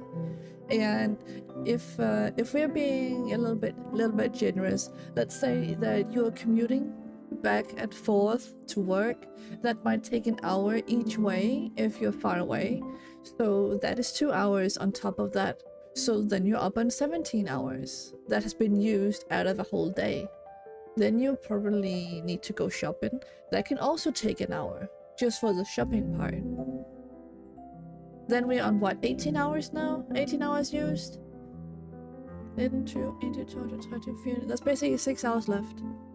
So you have to go home and cook. That can also maybe, we're just being generous, it's still gonna take another hour, so 19 hours. Then you have... Yeah, so you got lots of other stuff to do, like chores and taking care of your pets, your children, maybe. If you have family as well, right? So we're just being generous with 1 hour, so that's 19 hours. You have 5 hours left. So if you're gonna go, let's basically just for fun say that you're gonna go to the gym, and this is just in one day. We're just pretending one day. You're going to the gym, maybe 1 to 2 hours. That means that you basically have 3 hours left in a day before you have to go to bed after you have gone out training. So you can use that on hobbies or family or trying to actually relax. If you don't relax properly, that is also gonna affect your sleep. That's gonna affect also your hunger. Because if you are bored, you are also getting hungry for no reason. I have that happen to myself at some point. I was so bored, I was like, I could eat something. Just because of pure bored. Oh yeah, it's like a quick fix of satisfaction. Like a dopamine rush. Yeah, something. It also kind of ties in, like, if you're stressed out all the time, your cortisol level will be risen. You will be like stressed out, and even especially when you are a comfort eater like me, I noticed that after a long day of work. After a long day of work, my brain goes, I should reward myself. I deserve this. Yeah, because and my brain wants something sweet. And why is it that your brain wants sweets over like an apple? Because apples are sweet, bananas are sweet. What Yeah, else do we because have that is obviously sweet? something Berries. sweet is way more sweet and it gives me way more satisfaction. So you basically have answered your question a little bit more as Yeah, to because why I'm you a want sugar to addict. pick one thing over the other. But can we also agree that all the advertisement that we see everywhere, right? They're flashy. They Of course, are yeah. somewhat getting your attention by it's inviting as well. Flashy by it's yellow or it's red. It's something that screams in your face. Look at me. And the second thing is that they're making it look so delicious. You can take the advertisement basically for McDonald's because McDonald's is just good at advertisement, right? Look at the advertisement McDonald's is doing for the hamburger, for the cheeseburger. Ooh, that just looks good. It's fucking movie magic. Because when you look at the cheeseburger or the hamburger after that, it doesn't resemble the fucking picture. Not one bit. I mean, Of course, have of you course. ever opened up that cheeseburger that you had, and then you find out, oh, there's only one pickle, and the picture is like, oh, there's like 5 pickles. I was cheated for 4 pickles, man. 4 pickles. If I go down and complain, they're not gonna do anything about it. Yeah, but also once you ate it, you're gonna be hungry after an hour again because it has no freaking nutritional value. It's like cardboard, for fuck's sake. It is. You're not getting enough. But it's freaking tasty. out of it. We can't argue about that. Sugar is a drug. It's most addictive than regular drugs. I try not to go to fast food. I'm not going to fast foods either. That's what we were talking about earlier. Like, they are literally designing everything to be as appealing and as addicting as possible. Yeah. That's the entire point. Just think back. I'm sure you heard of it, that very back in the old-timey days when Coca-Cola was just starting out, they had literal Coke in Coca-Cola because to make people addicted. It's the same with cigarettes. They want you addicted, so you come back and buy the product and you buy more and you don't stop and you buy some more, and when you're done, the next day you come back and you buy some fucking more of it. That's actually something I wanted to talk about earlier as well. Companies have actually calculated the perfect bliss point for food, like the perfect ratio of salt and fat and crunchiness and texture. Like, think about it. Anytime you have like some kind of sweet waffle treat with some filling, you have the crunch, you have the creaminess, you have the sweetness, and it matters what kind of ratio that is. If something is like 90% creamy and just 10% crunchy, it will not be as appealing as if it is like 70-30, you know what I mean? Oh, and the same with chips. If chips are too salty or not enough salty, they're not gonna be as addictive as when you hit just the right point, just the bliss point. And companies spend thousands and thousands to design the perfect food that just you put it in your mouth, you bite in it, it has the perfect crunch, it has the perfect creaminess, the perfect amount of sweetness. Like, literally make it as addictive and as palatable as possible. So let me get this straight, because I'm not really I don't think I'm in that target area, because I prefer, like, I prefer the good cucumber. You were raised right. I was raised an addict. but because I don't eat chips either. That's nice.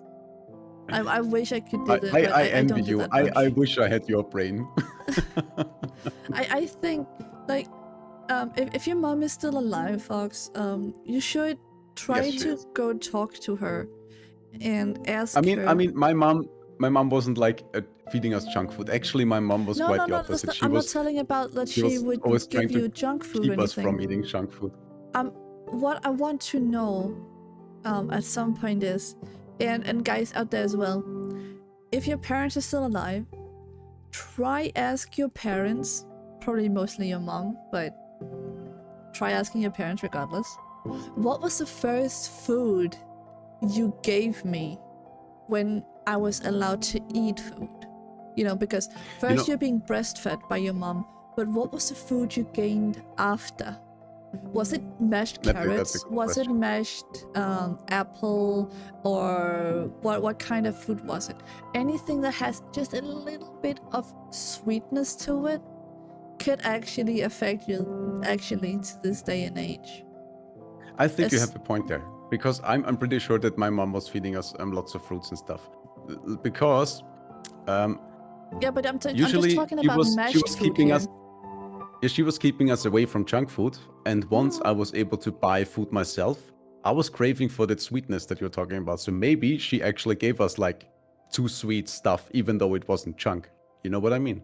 Yeah. Like Fox, she was Fox, conditioning my listen. The brain. thing here was that, or the point here is not about whether it is junk or not. That's not the point.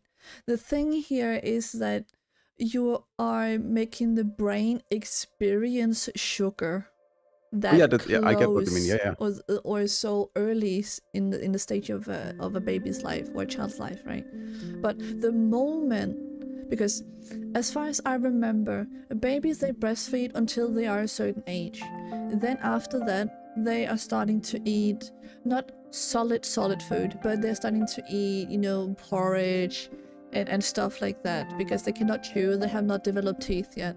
So they need some kind of other food, but they are too old to be breastfed, but they don't have any teeth. So it's kind of like they need porridge and stuff like that. So I'm just curious to know if anyone knows what was the first food you had as a child in that regard. It doesn't have to mean that it was junk food or it was not junk food, it was healthy, it was unhealthy. I just know that my mom was told by a nurse, do not feed your child anything that is sweet, because that can be a reason to make your child turn into a fussy eater. That was the reason. And my mom didn't want that, so she followed the instructions of the nurse. And I Oh yeah, that wouldn't makes say I'm a perfect sense. fussy Yeah. eater. I, to this day, prefer veggies and I prefer fruit over anything else. If I don't have it in my fridge, I will go after the sweet stuff. I will go after the chips. I can go after licorice. I can go after anything that is sweet. Gummy bears, Skittles, you name it. I don't mind. I can eat it. It's not nutrition. There's not enough nutrition in it, so it's not really good for the body. It's good for the mind because you're getting the dopamine, if I'm not mistaken. Right? It's dopamine, Fox, that Yes, you're yes, getting. dopamine. Yes. Yeah. Oh, let me see. I'm gonna. But yeah, that's a very good The point, and I ad. agree. I eat 3 tangerines a And now I'm also day. curious. I And gotta ask only my mom. on Saturday and Sunday eat chips. Yeah. I'll be like, But Mom, what the fuck it's did you different. feed me? No, but there could be something in there. I'm not gonna say it's 100% true, but there could lie a deeper I understanding. mean, it would make perfect sense, because as we all know that children are very easy to influence. That's They where the are. saying "get them when they're young" comes from, because you Wow. basically can basically brainwash a child into different things. And I think it makes perfect sense that if you introduce an infant brain to a sugar rush, that will be ingrained into their brain for like way more intense than if you do it later on. You know what I mean? Yeah, because then because then they It's cannot like really they're let go from of the it. It's get basically go. like Cocomelon. It is basically the thing that Cocomelon have done, in a way. That's not with sugar or anything, but have you heard about what Cocomelon did? It's a YouTube brand, I think. No, Do you doesn't know ring a bell. What's do you know Cocomelon? Cocomelon at all? No. Okay. Long story short, because it came up a lot. Let's talk more greening. Hi, Scene. Welcome in. Cocomelon is a child YouTube channel where they have a family and they are singing a lot of songs. It's 3D animated, and we're singing "The wheels on the bus go round and round." You know that stuff. Thing Okay. is that the colors that they're using is so addictive to the kids, so that they are basically Cocomelon is technically brain rot for children. More or less. It's an addiction. What's up with the colors? It's just because the colors are so bright. It's triggering something in the brain of children, so they can sit and watch it for hours and hours and that's hours crazy. and hours. But did they do it on purpose? Because Yeah. like let's say that Teletubbies also have like a bunch of bright colors. Not the For same. example, like Not I the feel same. like a lots of kids shows use Hi, Zane. extremely vibrant colors. Like for example, Yeah. Blue the dog, or like the bear in the Blue. house, or whatever it was called, or like Oh, Bob the yeah, Builder. the bear. It's also a ton of very bright and vibrant colors. That's not the same. Not the same. Far from it. This is basically if we're striving a different kind of addiction. Okay, it's a different kind of addiction here. We were talking about the food addiction. Let's go a little bit over here because we're talking about kids, right? Cocomelon has basically brainwashed kids with the colors in a certain way that it just goes to the brain, and the brain reads it and it reacts to it.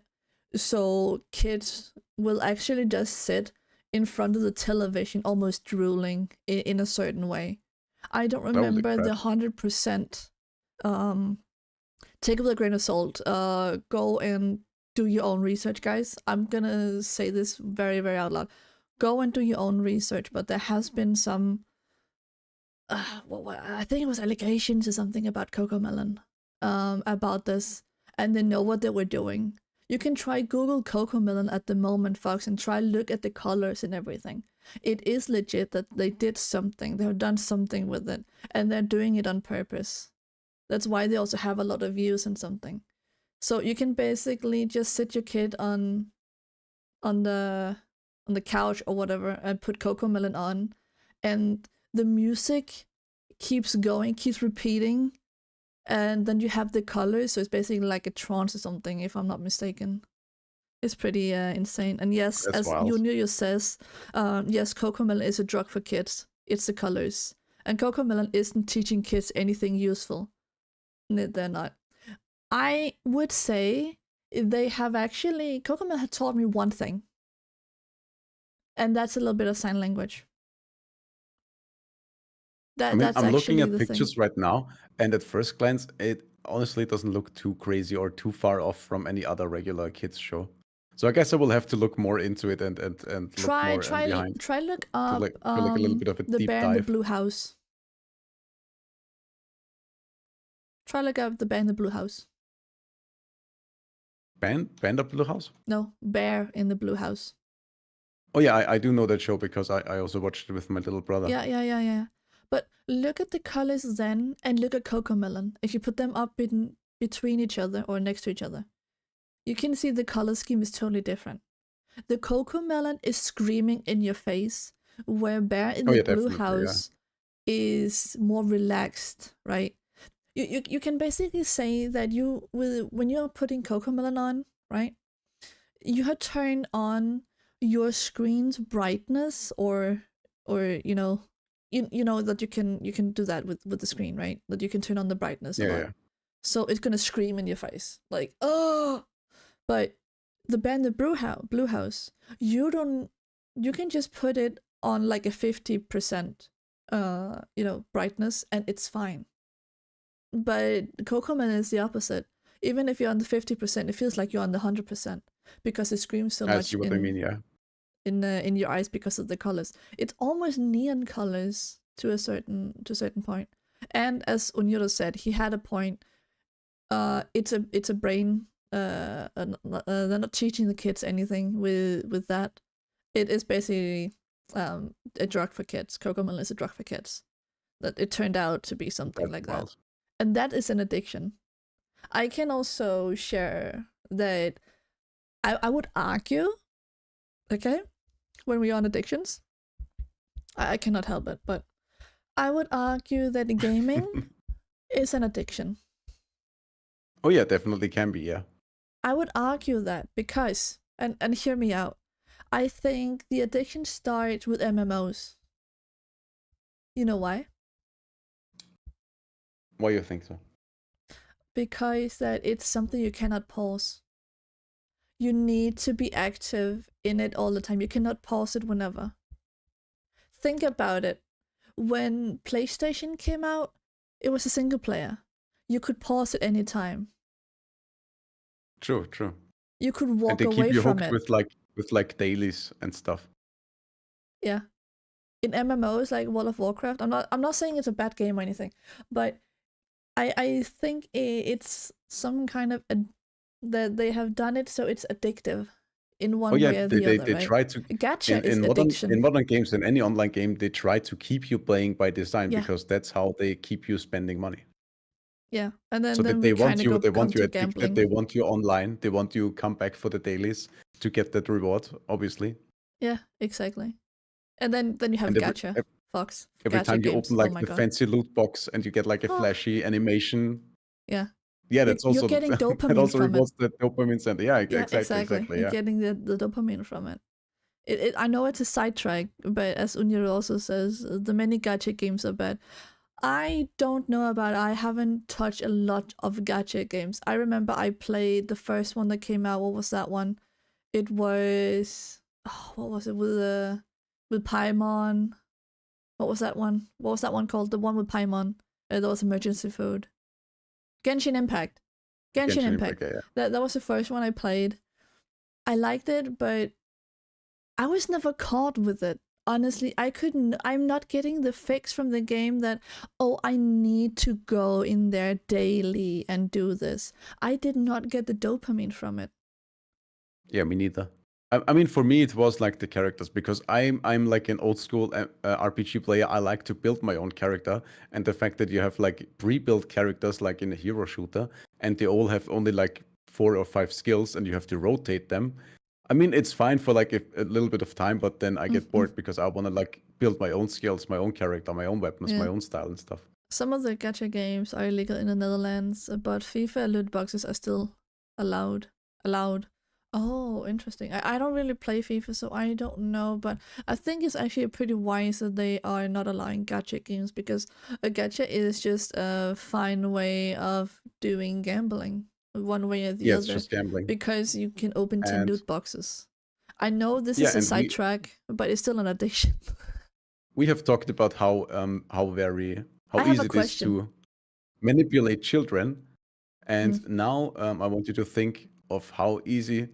Like, I want you to think of the effects that those gacha and gambling mechanics have on us, and now amplified it by 10. And remember that those same mechanics are being built into children games. Oh, they are. Actually, Oh yeah, absolutely. I was thinking of a question, but now I forgot it. I'm sorry. It was something about the food thingy we were talking about. There I is something. forgot it. It was because you kept talking, Fox. This is your fault. Oh, what I was it? take 100% of the blame. You can punch me if you want, Food. but don't make it sus, okay? No, it was just something about regarding we were talking about addiction, and I was thinking about food addiction. I was Well, here's something that thinking I noticed. about, what was it? I need to put that in my thinker. Yeah. Here's something that I noticed that is concerning to me regarding food and children and children's food. Have you seen?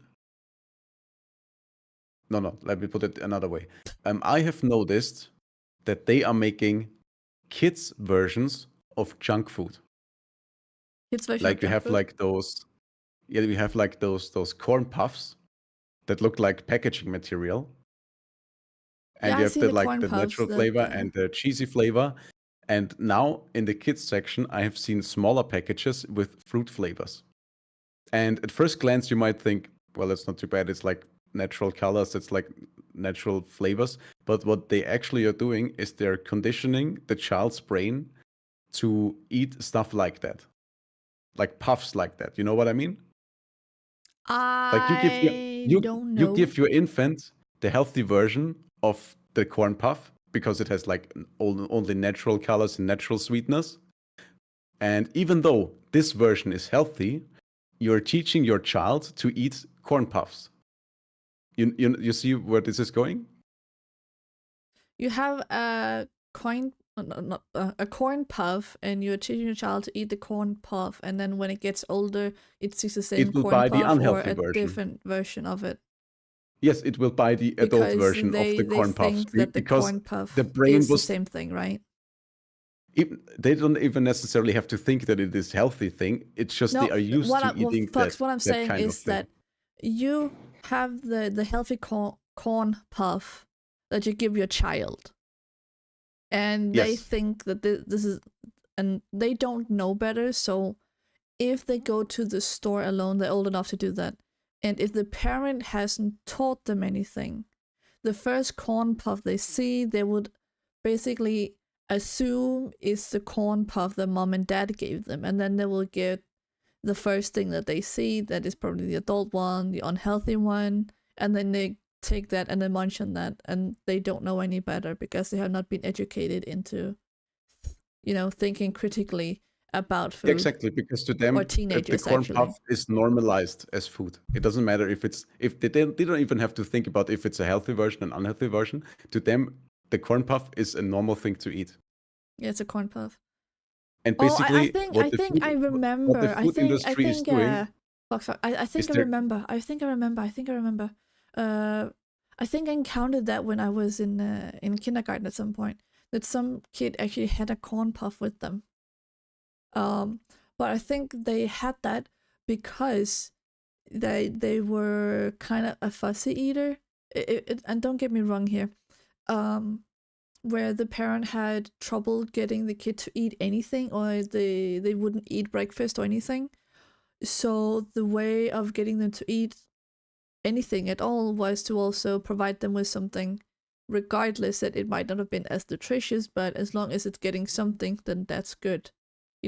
So that they don't have a negative view on food. That you can, if you're a child, there's something about that they are food curious, I think that's what it's called, at a young age. But if we as parents actually ruin that for them, they're gonna have, I'm pretty sure that they're gonna end up having a bad relationship with food. And that could be the reason that maybe some kids in high school, or maybe not high school, but in kindergartens and maybe start of school, they have a different type of food with them because that is their comfort food, so to say. You get what I mean? Yeah.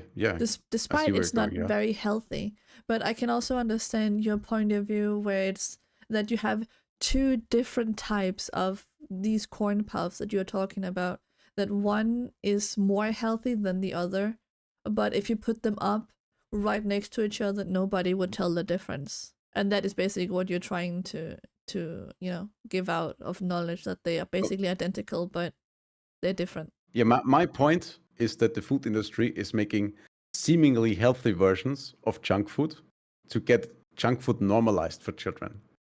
Yeah, So they that's grow not up good. with junk food, and the parents give them the junk food in good conscience because it's a healthy version of the junk food.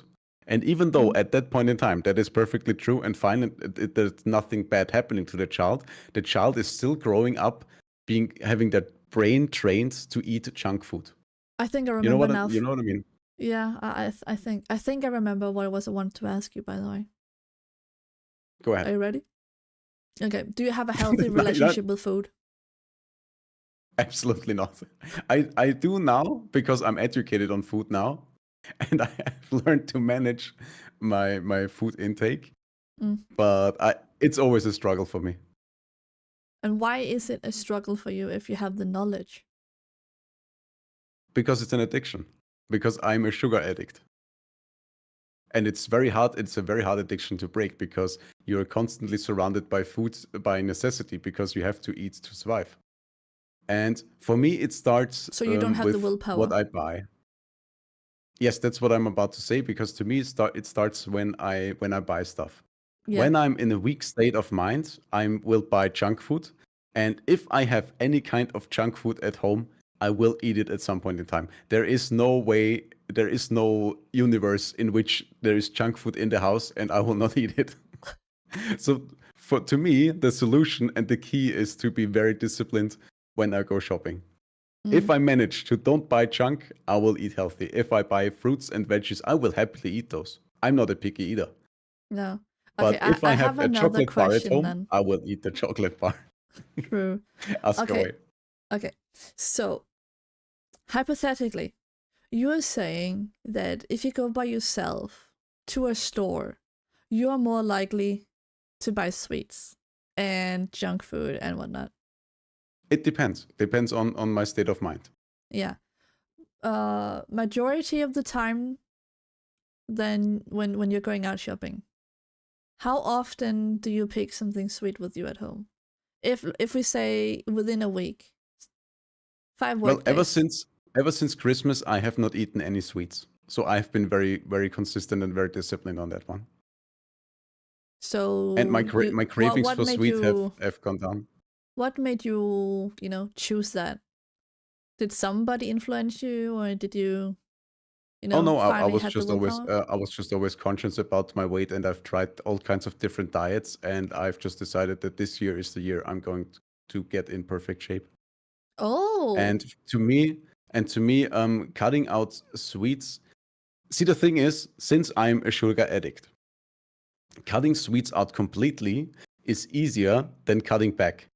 It's like you telling a heroin addict to only take a little bit. That will not work. no, it will not. It's the same. I can't eat just I can't buy a pack of gummy bears and only eat half. That's not gonna happen. I'm gonna eat the entire thing, and I'm gonna feel sick after. And next time I'm gonna do the exact same thing again. Because you didn't learn anything. Yeah. I get Exactly, that. yeah, because my brain is like, oh, gummy bears, gummy bears. I'm just gonna stuff my face, and that's it. That's the end of the story. So it's way easier for me to completely cut it out and don't eat anything, and don't even come into the temptation of eating them. And yeah, that's just how it works for me. That actually makes quite sense, actually. I don't think I am. I honestly don't think I have an unhealthy relationship with food per se. I know my friends will argue with me right now and be like, Panda, and standing there with their arms crossed and having a foot What would your tapping. friends say about that? I think my friends at the moment will say I have an unhealthy relationship with food because I'm not very good at eating food lately. I think it's due to my my stress levels. Also interesting. So if you are stressed, you eat less. Okay, I could give you an example, Fox. Back last year, around March, April, I had a breakup. Mm-hmm. I was weighing around 75 kilos. Around ish. The highest was 75. And within Alright. 3 months, so March, April, May, June ish, around June, I happened to weight myself. How much do you think I lost kilo wise? From 75 kilos, how much do you think I lost? In 3 months? In 3 months. Oh, I do know that you can lose quite a bit in 3 months. So I would say I can give you a little bit of help. 10 kilos? You think so? Okay. I'm gonna reveal that in a second. I'm gonna add a little bit more context to it. When I'm stressed or something happens, my body shuts down. And when I say it shuts down, it's not like, oh, Panda's dead. No. It's like this, that I don't feel hunger. I rarely feel the need for hunger. Sometimes I do feel it, so I can go and get some food. But if I'm in a stress situation, my body's ignoring food or the need for food. And sometimes I also have the ability to procrastinate my own hunger. It's not good, not advised, by the way. This is not healthy, by the way. I'm just gonna put it out there. This is not healthy, okay? I'm just curious if you feel like sharing it. Is it more a feeling of being stressed or being depressed? Because I do know I think that it's both. with depression can also come like the loss of appetite. I think it might be both, but no, I was never tested, to be honest. I was never I see. tested, but let me tell Okay, fair enough. you, when I looked at the scale on the weight, it said I was down to 63 kilos. Holy crap, that's crazy. This That is is serious, very okay? low. That Yeah. is not healthy. No, it's not. I'm not saying it's healthy. I'm not saying it's a good way. It was involuntarily. I can say it as much, okay? It was involuntarily.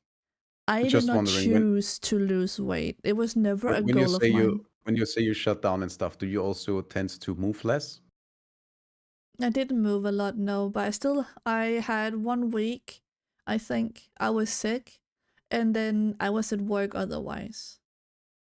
I mean, I can imagine if you start to starve yourself because you're stressed like this, you will have very low energy levels as well. Yeah, that's a funny thing that I don't think I had low energy levels as I have now per se. I don't remember much of it. I just know that my friends were concerned for me. I'm like, Panda, you got to fucking eat. If you don't eat, I I'm mean, gonna come obviously. over to your house and I'm gonna fucking strap you to the chair and I'm gonna help you eat. It never happened. it never happened. But you know, it's a thought that counts. Okay. It's also just that I feel like I have a good relationship with food. I like food. I'm never gonna say no to food. Okay, that's also why I said, like, guys, if you're gonna be on my good side, if you ever come to Copenhagen or anything and you offer me food, I will gladly accept it. Don't worry. Yeah. Honestly, it sounds like you have a pretty good relationship to food. It's like when stuff happens to us and it Stress affects us in like situation. such a severe way, and that's obviously an exception. That's Onyara, not don't even fucking do it. You're not gonna add more to the counter already. No, please and don't. any kind of disorder or disability or any kind of mental issue only is an issue when it affects your day-to-day life in a negative way. Oh, yeah. Like That's let's say, true. I don't know, like let's say every Saturday you crave a muffin. That will not change your life. That will not affect you. That is not a condition you have to worry about. But if like every day you crave 100 muffins, that will that will But become a problem really okay, quick. so let's try turn it around, okay? Because we have been talking a lot about, you know, that you are eating a lot, right? And I kind of want to change it a little bit because I know it's also an awareness, but it just occurred to me right now. I'm sitting with a bowl because I still have leftovers of my dinner because I was like, okay, I cannot eat it anymore. Okay. Here's the thing. It's not a full Oh, you bowl. cannot overeat. No. Thing is, I'm still having some leftovers of my dinner, right? Right here, right now. Oh my lord. And I feel hungry. But when I look at the food, I lose my appetite, but I still feel hungry. Oh, that's interesting. I can feel it in Yeah. my stomach. I'm hungry, that I need to eat. And I picked up my bowl of food, like leftovers. I look at it. I have lots of protein in it, like pork. I think it's pork, pieces of pork or something.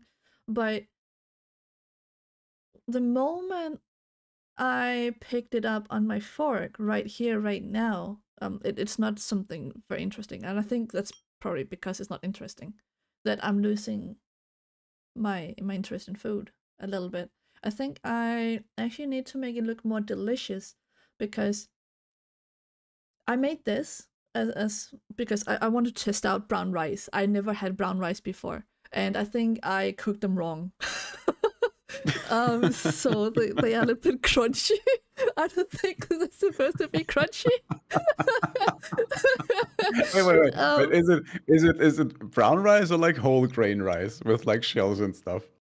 it said on the package it's eco brown rice, so that they had to cook for 30 to 35 minutes. I think I didn't give them enough time. So I think it's whole. No, it's not a whole grain. It's brown rice because they should be more healthy. But never mind that I can't cook. Thing was just that I'm thinking about, I made this and it's actually pretty nutritious as far as I know, right? But I don't have the appetite for this. I could, on the other hand, and hear me out here, I can make myself a cucumber salad, you know? Like, I have a cucumber in my fridge. My brain stopped working. I have a cucumber in my fridge. I have tomatoes. I have feta cheese. I also have some sausage that I could basically just put on a pan and, you know, like saute a little bit so it gets a little crispy. I could put all that in and make a salad. I will enjoy that far more than I'm enjoying my current dinner. Why is that? Is it because of the colors? I mean, don't get me wrong and don't get offended, but that sounds a little bit picky. No, I think it's just it's just because it's not appealing to you. There's actually a fun hack that people can use for the diet, and that is to have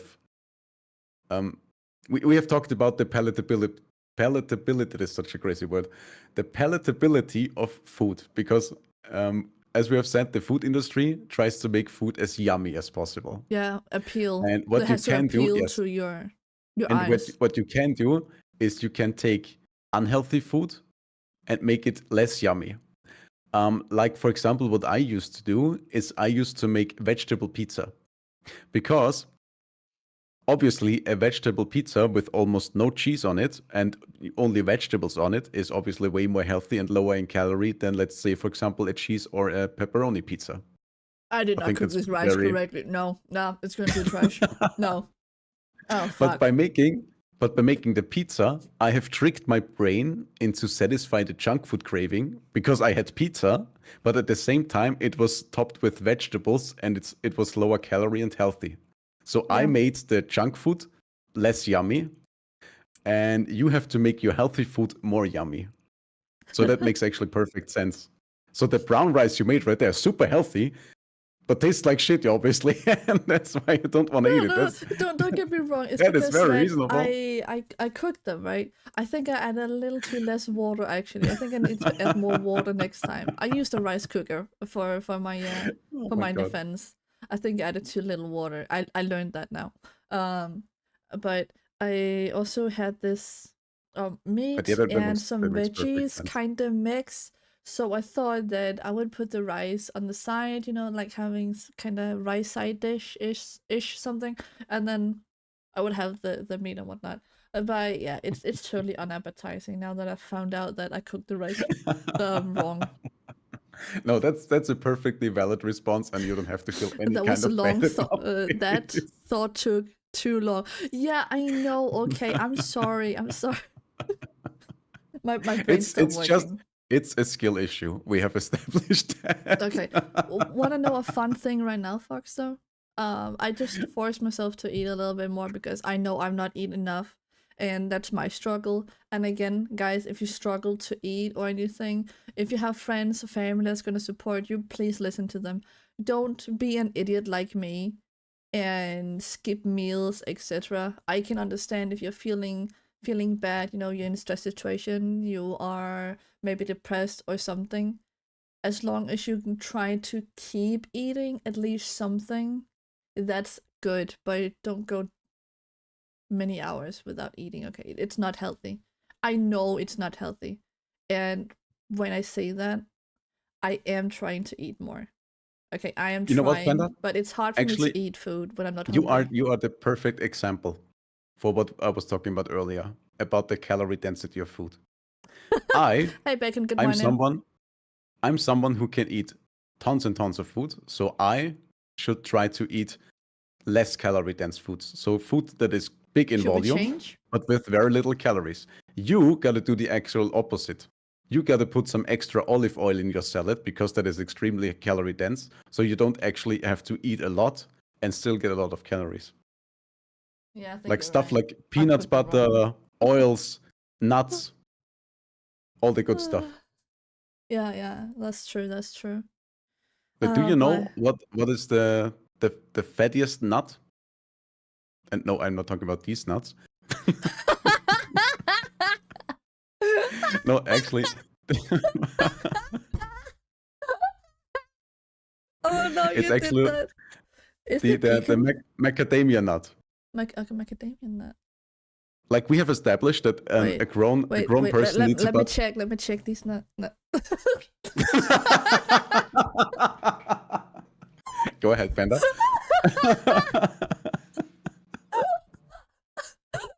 That resist that you totally played that.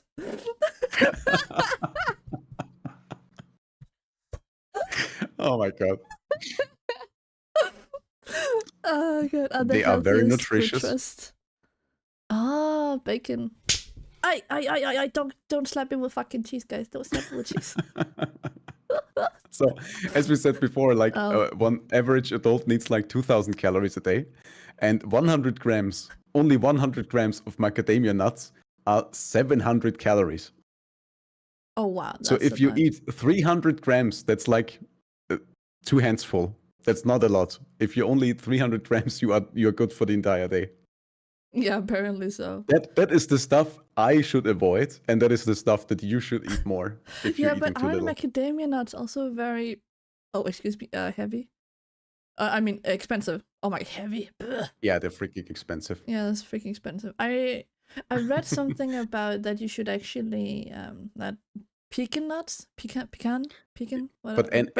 any kind of basil nuts also should be any good. kind of nut mix would be fine if you're trying to gain weight, because like there are So always those guys, people who volunteer their nuts? I'm sorry, I cannot help myself. You did this, Fox, you did this. And I can help you out with the cream filling. Oh no.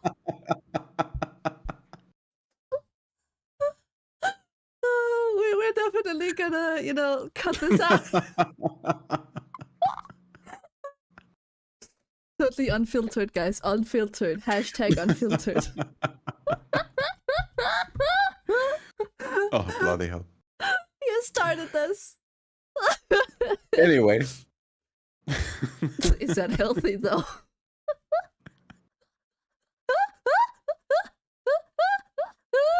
Panda said she's not picky, okay?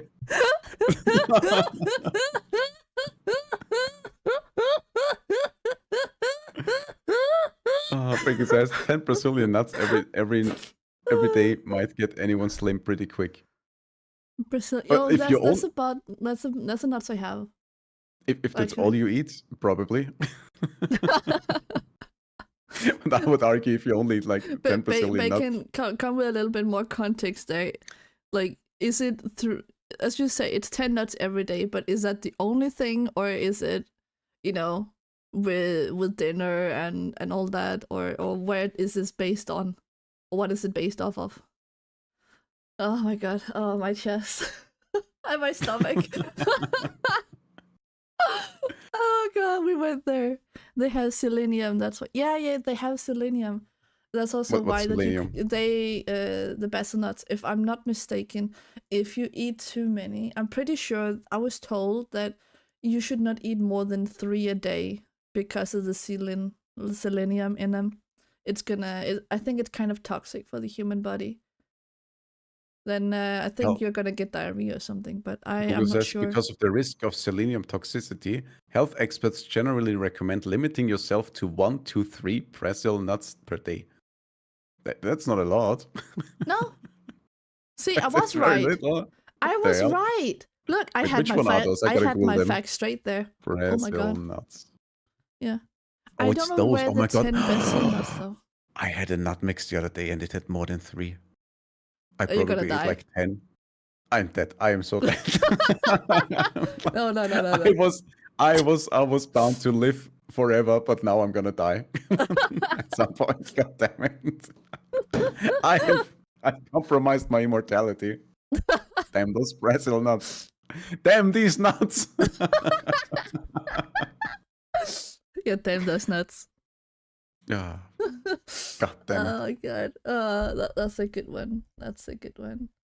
Oh Oh, yeah, yeah, we but actually there- covered the childhood habits and environment. That's definitely the environment also And yeah, the childhood and environment definitely has Yeah, I something. wanted to ask you if as a child, if you have been told to finish your plate, or if your I mom was have. like, no, it's fine if you can't.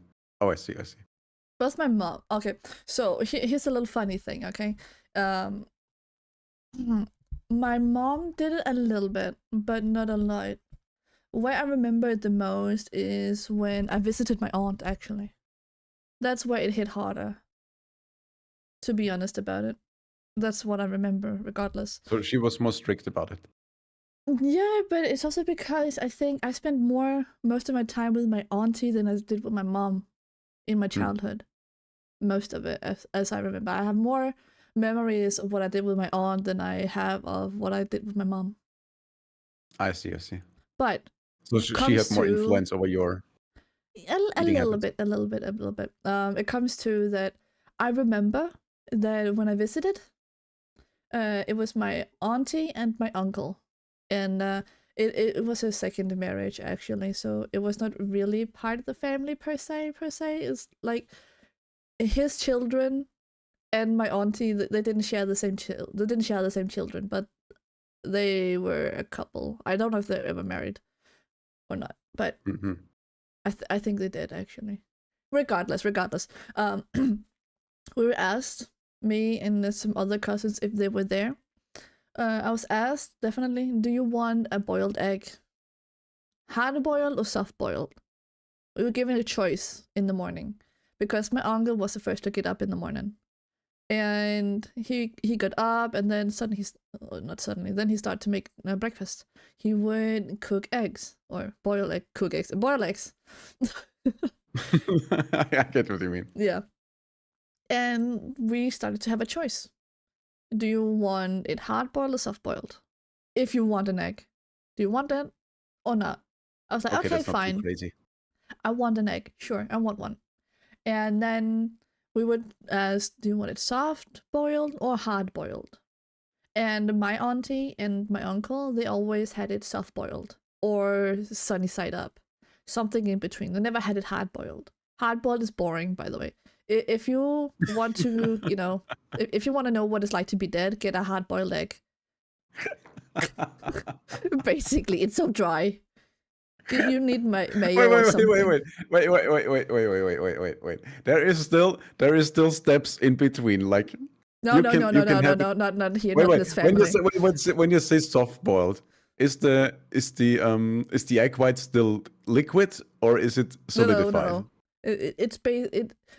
Most of it is solidified, but it's also a little soft. But it's when we're saying soft boil, basically we're referring to the yolk mainly. Is the yolk still running or soft? Still What's still the running. texture? It's different. Sometimes people wanted the yolk running. Other times they wanted it semi runny. I'm telling you, it was semi. the perfect egg. A 7-minute egg. Try with to the whistle egg whites solid. When eating a hard-boiled egg. I cannot. Oh, I whistled there. What was that about? Try to whistle. Try I to just whistle when whistled eating out. anything. What are you on about? Oh, you got me there. No. There is a sweet spot between soft boiled and dead boiled. That's perfect boiled. Where the yolk is somewhat solid but still super soft and creamy. That is the perfect spot. Isn't that the kind of the sunny side up? Isn't that what it's called? Oh no, sunny side up is when it's in the pan.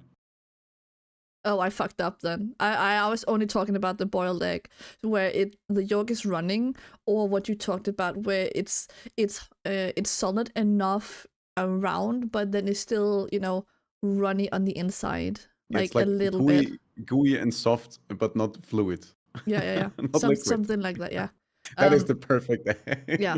Okay, so we might have 3 levels here. Okay, so liquid, semi-liquid, dead. Yeah, I agree with that. I can live with that. That's good. That's fine. I didn't know better, so I picked the dead egg first. And oh my god, that's disgusting. Like when it's so dry, you can't even swallow it without drinking anything. Oh my Yeah, god. basically. So I Dust only in the remember wind. it like really hard boiled because my mom used to make them hard boiled and then cut them to make, I put them on rye bread and then put on some mayo and then I think it's chives or something that you can chop on top of it, and it's Oh delicious. yeah. It's a very, very good food. It's also Yeah, part because of what is it, smørrebrød that we have here in Denmark. the mayo makes it It's go a down. special food. Or like deviled eggs, you also like boil the shit out of them and then you mix it the yolk with mayo and How do you make? pipe it back in. Okay, guys, how do you make holy water? You freeze it and you put holes in it. How to make holy water? You boil the hell out of it. Oh my god, you didn't. So stupid. What the fuck? No, I haven't. I have not tried century egg. I do want to try it at some point if I have the option. But regardless, we were talking about if you ever had to finish your food. And yes, when I was at my aunt, I was more or less think about this, okay? It was in the 90s and the early 2000s. Something like that. I'm a 90s kid, okay? Don't judge. I'm still young and beautiful, by the way. Anyway. Don't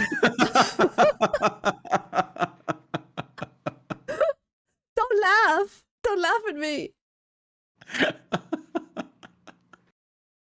Panda, you didn't have to say that. We were all assuming that. Yes, you are. We all know you are. You are freaking yummy. Ah, thank you. Regardless. If you back if then, you were an time egg, was you would different. be perfectly boiled. But can we agree though that time is different then compared to now when you are raising kids and the habits of when like eating habits, right?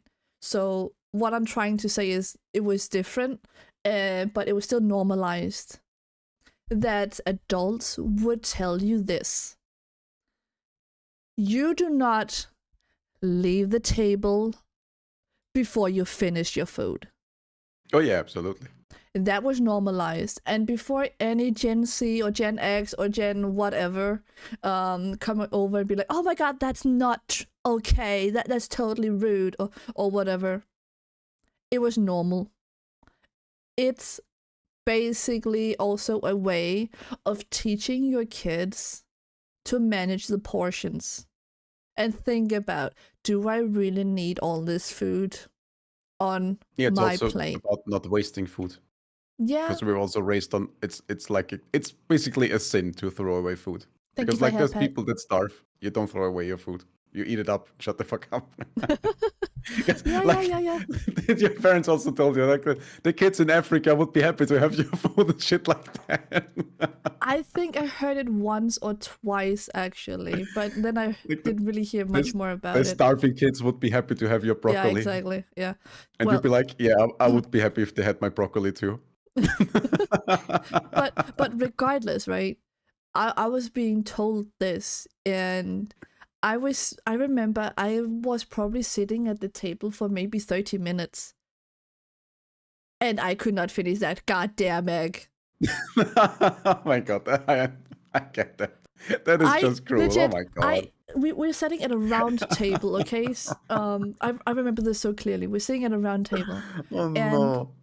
Everybody was finished, and this was something that we practiced in our family, I suppose. I don't know if anybody else have had this same experience, but it has to happen during a weekend or a holiday where you take everything out of the fucking fridge and you place it on the table. The butter, the creamy cheese, the ham, Nutella, jam, fucking everything ends on this table. And it doesn't matter that it goes, like to the room temperature or whatever. It goes back into the fridge after they're done. And you could sit at this fucking table for hours. Still nothing happened to the Wait, food. wait. What was it like? I'm a little bit. I need some context. Yeah. Like, was it like a breakfast thing that everything Yeah. went out on the table, Yeah. and then it just was there for the entire day, or No, like not the the entire day, duration of but the breakfast? duration of the breakfast. Sometimes we could sit there for an hour, half an hour, 2 hours. I So mean, all the I mean, food on the table was we still out for do that. that duration. Yeah, we Yeah. still do that. Maybe we do. I don't know. Like I don't Sunday remember it as breakfast at my part of my parents. family. I was at my parents for breakfast today, and we just had a Sunday breakfast, and like we get all the sliced sausage and all the cheese and everything goes out on the table. Ah, so you Like still with do it the bread and as stuff. well. Yeah, absolutely. Oh, but you Like we still have some boiled cut eggs. you still cut the sausage into pieces and put the rest No, of the no, it's sausage there. in. It's in the packaging. We don't prepare it. It's Ah, just okay. out there. That Like was everything a is little out bit there. more what they did. They prepped some of the food in advance a little bit, like with sausage. In Danish we have Oh, I see. something called a Like spejepølse. the charcuterie board kind of thing. Yeah, kinda. You guys remember that there is like a big red sausage, and then you chop pieces off of it. It's a little bit like tapas of sorts, kinda the same thing. That's basically yeah, what we yeah. were doing, but we kept the whole sausage on the table. I'm pretty sure we did that. But as time progressed, as I got older, we stopped doing that. So we just cut a few pieces and put the rest of it back into the fridge. But when I was a child, we didn't do that. Everything was I just see. on the freaking table. But regarding the egg, I learned that the hard way. Legit hard boiled way. But I mean, yeah, you learned your lesson that day. You will never again No, I boil did not. hard-boiled egg. I learned it after the second or third time. Oh my god.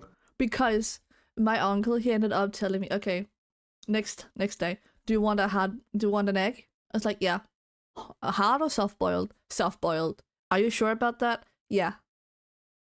I want the same thing as you guys. So, mind you, I had never had a soft boiled egg before. I didn't dare my uncle, or I didn't dare ask my uncle or my auntie if I could taste their the soft boiled eggs. I didn't dare. That was not really a thing I did back then. I was afraid to ask adults anything. I had the massive respect for the fucking adults.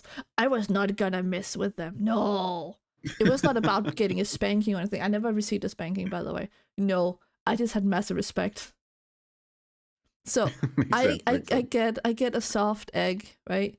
And we hit it on the side like a nunchak, right? But just with a spoon, like kung, and then the top flies off. You eat the inside of the top, just egg white. And here comes the magic, okay? I took the top part. It was soft. I was not prepared for it to be soft. Even though my uncle had told me it was soft, right? My idea was, oh, it's probably the middle thing or something, right? I again took the wrong choice. Now I had to go through this. So I had to put on, like in the animes where they had to like do massive studying, they put on a headband and they're just ready to fight, right? Just imagine the same thing. I'm gonna put on my fucking headband and I'm gonna sit there with my tiny teaspoon and I have some salt and I'm just pouring a little bit of salt onto it. It's the eye of the panda. It's the egg that's too hard. Basically, so I'm just digging my freaking teaspoon in it, and everything is basically just running at this point, right? So I'm just looking at it like, what the fuck is this? But I take up with the courage and whatnot. I'm questioning my life choices at this point, but I take it up and I munch on it, and I can just immediately I know I'm not into soft-boiled eggs. The regret was just across my eyes and everywhere. Yeah, I would in my argue face. that it's even harder and more disgusting to eat like a super soft egg than it is to eat a super hard egg. Because it's like, if it's like really soft, it's like slimy as well. Mm-mm. I tried to have, I think it's a sunny side up, where you crack an egg on a pan, right? Is that what you call a sunny side up egg? Because you don't flip it on the pan, you just Yes, crack yes, the egg exactly. and then okay. We have a dish in Denmark where you have a sunny side up egg as part of the dish. I don't remember exactly what it is, but we have one, and I can tell you immediately. Do never serve that for me. You will be dead to me the moment you serve that. Wait, the egg or the dish with the egg? The egg. The sunny side up egg. If you ever serve that to me, I'm gonna make you jump out the window. I kid you not. And don't worry, that's gonna be a pool underneath. Don't worry. Copy that. Copy that. Don't worry. So we have established like 100 ways that you are disgusted by eggs. What is your favorite way to eat the egg?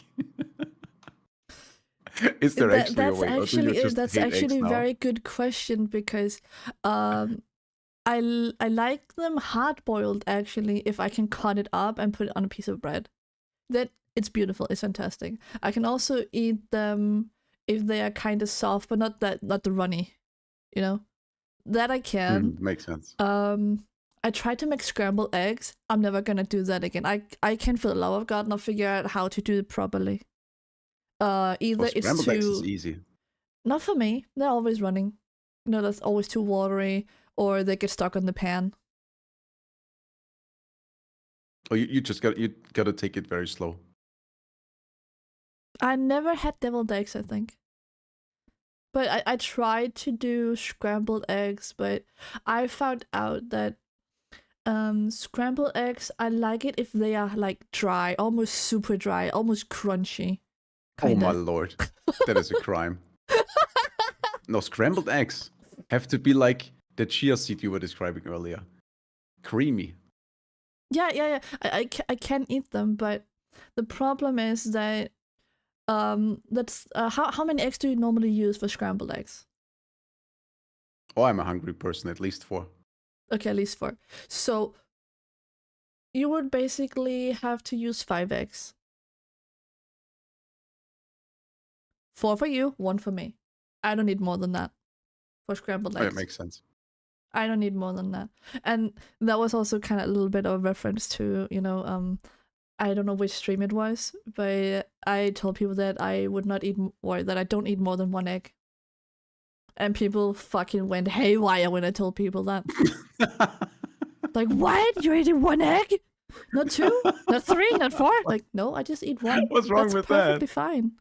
I don't know. People just went nuts over it. I remember it as clear as day that I told them I'm fine eating 1. You're very good at portion size, portion control. No, not really. It's just my body that says, nah, I'm disgusted by this food now. I kid you not. I mean, you can give me at some point in time, I'm gonna make eggs scrambled and eggs bacon. for you, and you will like them. Yeah, you can give me scrambled eggs and bacon, right? I can eat basically a child portion of that. So you, instead of putting it on like a normal plate size, right? Put it on a dessert plate. Just take 1 scoop and then give me 1 bacon piece. I'm good. I'm fine. And a piece of bread with butter on it. Mwah. Nothing more. It just has to fit on the bread. Good. Nothing more. I'm fine. That's insane. That is incredible. Maybe. That is fascinating to me. You're like I don't see how you can do this. That is. It's the same hard boil an egg. You set them in the freezing water for a couple of hours and peel the shell off. Cut the egg in half. Take the yolk into a bowl. Add mayo and mustard. Oh yeah, deviled eggs. Now you're mentioning. Oh, that's what deviled eggs are. So you boil the egg just long enough. You freeze it, cut it in half, take the yolk out, and mash them in another bowl, and you put them back in. It's kind of evil, actually. You're basically just robbing the egg from the chick. Oh yeah, that reminds me. I had a question because we're talking very briefly about century eggs, and there's like century eggs, and there's also those eggs that they eat, I think, on the Philippines. Yeah, That that has one like with the chick in it. yeah. If you Ugh. had the choice, which one would you pick? The century egg that's rotten in the ground, or like the half-developed chicken? I would take surströmming anytime. I never had So you're- surströmming. I never had it. You really no. Would you really go for the century egg? I think I would. I would try it. I would not dare to try and take the half-developed chick. Just think about think- all the. Just think about that might have poop or something inside of it. Wait, Like, Hear me out. Hear ew. me out. I'm thinking the half-developed chick is not that bad because think about it. Ugh. When you're eating a chicken nugget, Oh, it's come- basically no. a finished chicken mashed up into some Oh, unrecognizable stuff. And I feel like if you imagine the life circle of a chicken on a scale, on the very left side you have the egg, then it develops into Yeah, a I chicken, know, I know, and on I the know. very far right side there's a chicken nugget. I feel like hear me out. I feel like the half-developed chicken and the chicken nugget are on the same end of the scale. You see what I'm talking about? Like in between, there is the fully developed chicken, and on the left is the half-developed chicken, and on the right is the chicken nugget. So I feel they're kind of equal. They're both unrecognizable, but they're both lumps of meat. So maybe if you close your eyes, it is kind of the same. But the rotten egg, that is so far off the scale. The rotten egg that is like 100 kilometers to the right. That is crazy. I'm imagining, like a ruler, right? When you have like the egg and embryo on 0, right? Yes, you get. And then you go all the way to the end, like it's probably 20 or something, and then you just have a nugget. No, the century egg is far beyond the nugget. That is. Ooh, you can't even see it from here. Fox, what I imagine, right? You beyond have the horizon. You have the ruler with 0, where you have the egg with whatever is in there, and then the egg develops into a chick, and then you have the fucking nugget. Okay. Yes. I'm thinking that the century egg, right? You have the opposite ruler that goes down to minus. That's where the century egg goes. It goes to minus. It makes sense. Yeah. And hi, broccoli. It's good to see you. Oh my god! But no, I would not. I am actually inclined at some point.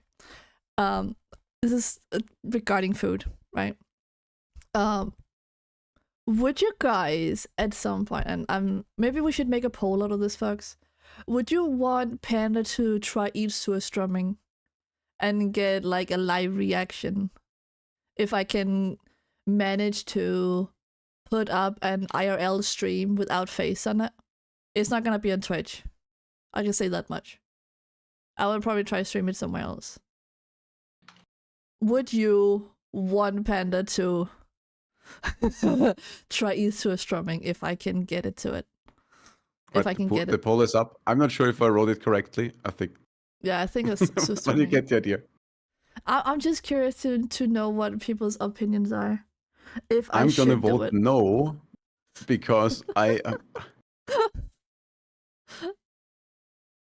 have never experienced for myself, but I have enough food experience to imagine how bad it is. I mean, okay. Yes, I am ruled a little bit by the smell, but I have also learned not to smell through my nose. So I think I could probably be good if I don't smell through my nose, but I don't know. Right now I'm trying not to breathe through my nose, so now you can hear the difference. And now I'm breathing through my nose. So what you're saying is you have learned to swallow things even if you don't like them. No comment. No comment. Anyway. The thing is, that shit will sit on everything for ages. It will seep through your face. The smell will last that long. Yeah, that's my concern. That's why I'm thinking about taking it. I basically have kind of a park nearby, or I could go to the beach. Maybe that can help, and I could just yank it out to the beach afterwards. You need like a jumpsuit. No. And you need like a locked off It's not even area. gonna be a jumpsuit. It's basically And you gonna need be like to that call the intoxicated. authorities. Yeah. You have to be like, hello officer. Today at 11 o'clock at the Panda Park, I'm gonna open a can of Surströmming. If you get any calls, it's me. Oh my god, oh my god. I would even argue that if someone passes by and you happen to spill some of this shit on them, they could actually sue you I for can't assaulting wait. them. Yeah, I guess. I'm just curious because I've never tasted it, but I have been looking at it online at some point.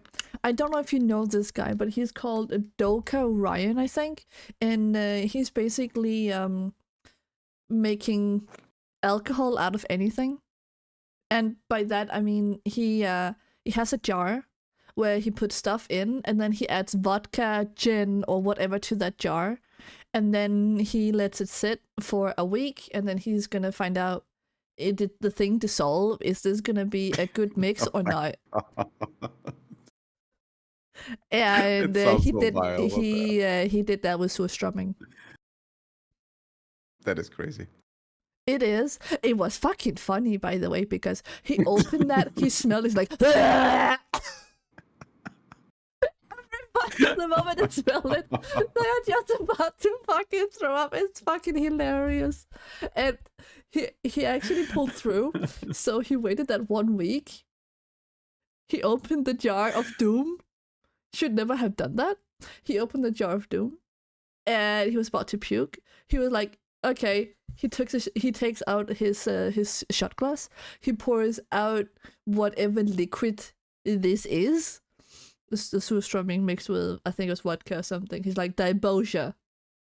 And then he just takes a shot. And his reaction is fucking priceless.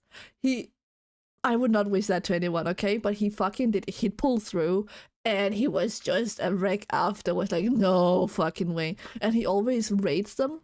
So he's like, minus 10,000 out of 10. I mean, Panda, I want you to think about this. He puts this stuff in almost pure alcohol. Like Yeah. vodka is high percentage. And not even that constrains it in any way, in a meaningful way. It's still smelling, it's still tasting. That's wild. It's still amazing though. And I love how you guys out there is just being like, don't touch surströmming. It's gonna sit there for fucking days. Your body is gonna die. You're gonna reek. Yada yada yada. I love it. I love it. I have not seen. Oh, beautiful. I have seen people Chef kiss. eat maggot cheese. I have seen people eat half developed chicken eggs. But there is not a single video I have seen of someone eating surströmming and actually being like, it's actually not that bad, guys. That just doesn't exist. Everybody almost pukes themselves. I don't know who came up with that. I don't know why they are still selling it. I'm guessing it's just for the shits and giggles. There's no way someone actually enjoys that stuff. It's a Swedish thing. I'm just wondering, okay, this is pure speculation.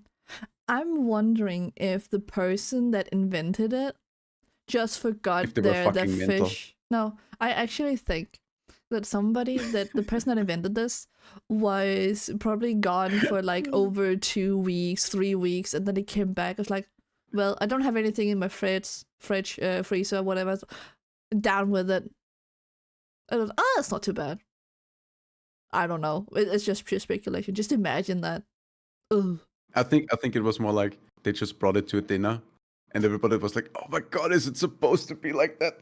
And he was like too proud to admit that it gone bad, and he was like, "Yeah, absolutely." Yeah. What part of the plan? It's actually a delicacy. Okay. I have a question. Very acquired taste. Okay, we know surströmming's bad. So what is basically a food crime in your eyes? Like, okay, my question about that is like, a Hawaiian pizza. People don't like pineapple on pizza, and some people like pineapple pizza, right? So basically, to me, that sounds like that's a food crime because a lot of people don't want pineapple on pizza. Well, what is a food crime in your eyes? It's for chat as well, for you guys out there. What do you think is a food crime? And you can also think about it, Fox. Because I'm on team pineapple on pizza. There is one thing I have tried once that was absolutely freaking disgusting, and I was so close to puking myself. Oh? And that was when I combined bits of bacon, like raw bacon, like the smoked cured kind, not like the barbecued kind. Bits of bacon with chocolate buttercream. And the combination of the chocolate butter and the fat from the pig, it's such a vile combination. It just almost made me gag instantly. But why did you have that to begin with? Did we somebody make you? were just messing around with food. It was Were you drunk? It was at a workplace, and we were just being silly. Okay, I like We're pineapple just pizza. experimenting. I don't have food crimes. People can like what they want. That's Oh, fair. and yeah, but there was that one I'm time. gonna have to ask though. Just in a second, Fox. I'm curious. You said you don't have food crimes, but I'm still gonna question what's the food that doesn't belong in your eyes? It's okay, people like what they want, but I mean, a lot of people are saying that pineapple doesn't belong on pizza. What about you? Is there something where you just think that or feel that that's not a combo? People shouldn't do that. Everybody is obviously entitled to their opinion, okay? Don't worry about it, but you must still have a thought or something like that. And now Fox, he's gonna get angry because he's hitting his keyboard like, I didn't get to talk. No, I just dropped something I was fidgeting with. Oh, it kind of sounded like you were hitting your keyboard there by accident. No, it's perfectly fine. Just because I find something weird doesn't mean I get to tell people what they can't eat. It has nothing to do about what they can't eat. It was more likely just out of curiosity. Panda, it sounds like you have one. I haven't tried it, but I have seen a lot of weird food cravings that pregnant women are having. That's basically why I'm asking, because there's a lot of weird food combos out there that women actually like. Oh, that's a good one. There was something about what was it? Was it Oreos with mayonnaise on it? Oh my god, that sounds vile. What the hell? Something like that. That is wild. Oreos with mayonnaise. Oh my god. Yeah, something like that. The mayo is savory. How does it fit with the Oreo? I don't know. But I'm also seeing a guy on Facebook sometimes called Alonso. I don't have his direct name, but he is a colored guy. And he has a special type of voice. He's very sweet in a way, but I feel like he's overreacting at times. That's just my opinion. But his followers are or comments or whatever it is, sometimes gives him weird food combos to try. Like try this, try that, try this, try that, stuff like that. And that was kind of interesting at some point because there was a lot of choices with ranch. Like they would put anything, ranch on anything. And I was like, are you mental? You do not put ranch on fucking chocolate cake. Something like that. I'm just thinking, what? Excuse me? Mussels on pizza? No, thank you. There's one combination that I was always curious about and I'm kind of scared to try. Like, have you heard of cream soda? When people put like ice cream in soda, that seems so freaking weird to me. Like, okay, I don't. How could you want your ice cream that is something that is a creamy milk product to be fizzling because of the carbonated soda? That is so weird. Yeah, I get you. And hi, Wolf, welcome, man. We're basically talking about food. If anybody does know what today's topic is, it's the first time that I am doing a podcast here with my lovely co-host, Fox, also known as Drone. Hello. And we are totally unfiltered, by the way. We are just doing this out of a bit out of curiosity, and we do not have any We have, I guess we have some knowledge, but you know what? Let's just do disclaimer just quick if I can find it. Where's the disclaimer like this? We've been eating all our lives, so we're basically experts on food. Yeah, but we are not professionals on medical or mental health advice. We're not professionals. So if you need the proper help regarding food, go seek professional help. Unfortunately, I do not know in what country what does what. So you had to figure that one out yourself. But again, it's just we just can't do talking everything about it. for you. Okay. Yeah. I'm gonna see that's just a flow. The root beer and ice cream. Coca-Cola was meant to be served with ice cream on top. I remember that one. It's actually a thing. Yeah, some place actually serves it like that. Very interesting. You know why you can fry ice cream too? Oh yeah, you can. You just have to. Yeah, I had fried ice cream. How is it that you do it? It's something about you put it inside dough, and then you put the dough in a air fryer or something, or you're frying in oil or something. I've seen it. Yeah, broccoli. We know about the cocaine that Fox shared that part. Yeah, we missed those days. Yeah. Oh wait, no. No, we don't. No, we weren't even alive those days. No, we weren't. We weren't. Thank God. I mean, people must have had lots of fun drinking Coca-Cola back then. Just imagine. Just try to imagine that one. Practice strategies, mindful eating, reducing ultra-processed food, building better habits. I mean, I don't think I have good habits, honestly, about food.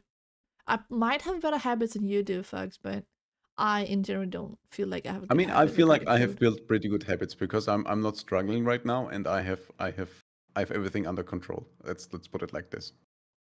And I feel like substituting foods for better options is the way to go, because that way you are not starving yourself and you're not getting like withdrawal symptoms from anything. Okay, I need to share this because I have some foods that I always want to try, but I never tried. Have you ever, some point in your life when you were a child, you found a food throughout cartoon, and you were just like, "That looks delicious. I want to try that." Oh yeah, absolutely. I've had that 3 times. I remember. 2 of them I tried. The third one I never tried. I can tell you the one I didn't try was from the Powerpuff Girls. It's that one episode where they had to eat the veggies. If anyone has seen that. One thing that got me was the broccoli with cheese, melted cheese on top of it. Like a fondue. Oh my god, that is actually good. You never tried that? No, never. It just looks so delicious. Oh my god. I never tried it. That is actually something my mom made for us. I'm envy. Oh yes, broccoli, I'm gonna eat you. Don't worry. I'll be sweet, okay? You just have to lie down. See, we have a table right here. If you come over here, just go through the screen, right? And present yourself on the table. We're gonna find a fondue thingy and pour, cheese all over. It's completely But Panda, it's healthy, actually completely super fine. easy to make. How come you haven't tried it yet? Never. Kind of forgot about it all the time. I just remember it now. You're not a big fan of broccoli? I love broccoli. I love broccoli, especially when it's cooked. Then it's a little bit soft, but not too soft. Still has to have a little edge, so it's still a little bit chewy. Still has to be a little bit hard. Makes sense. Of course.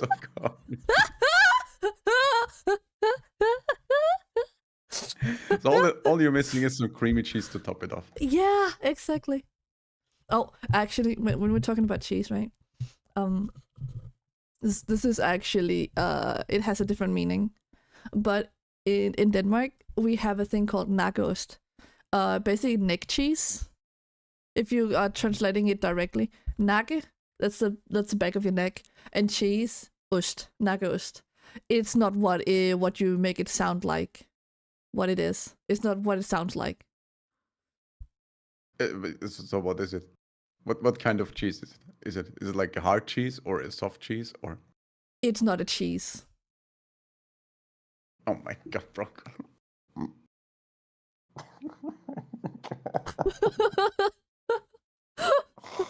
Oh my lord! My eyes! I wish I cannot see this. This is. Can I? For fuck's sake! How do I delete this information out of my head?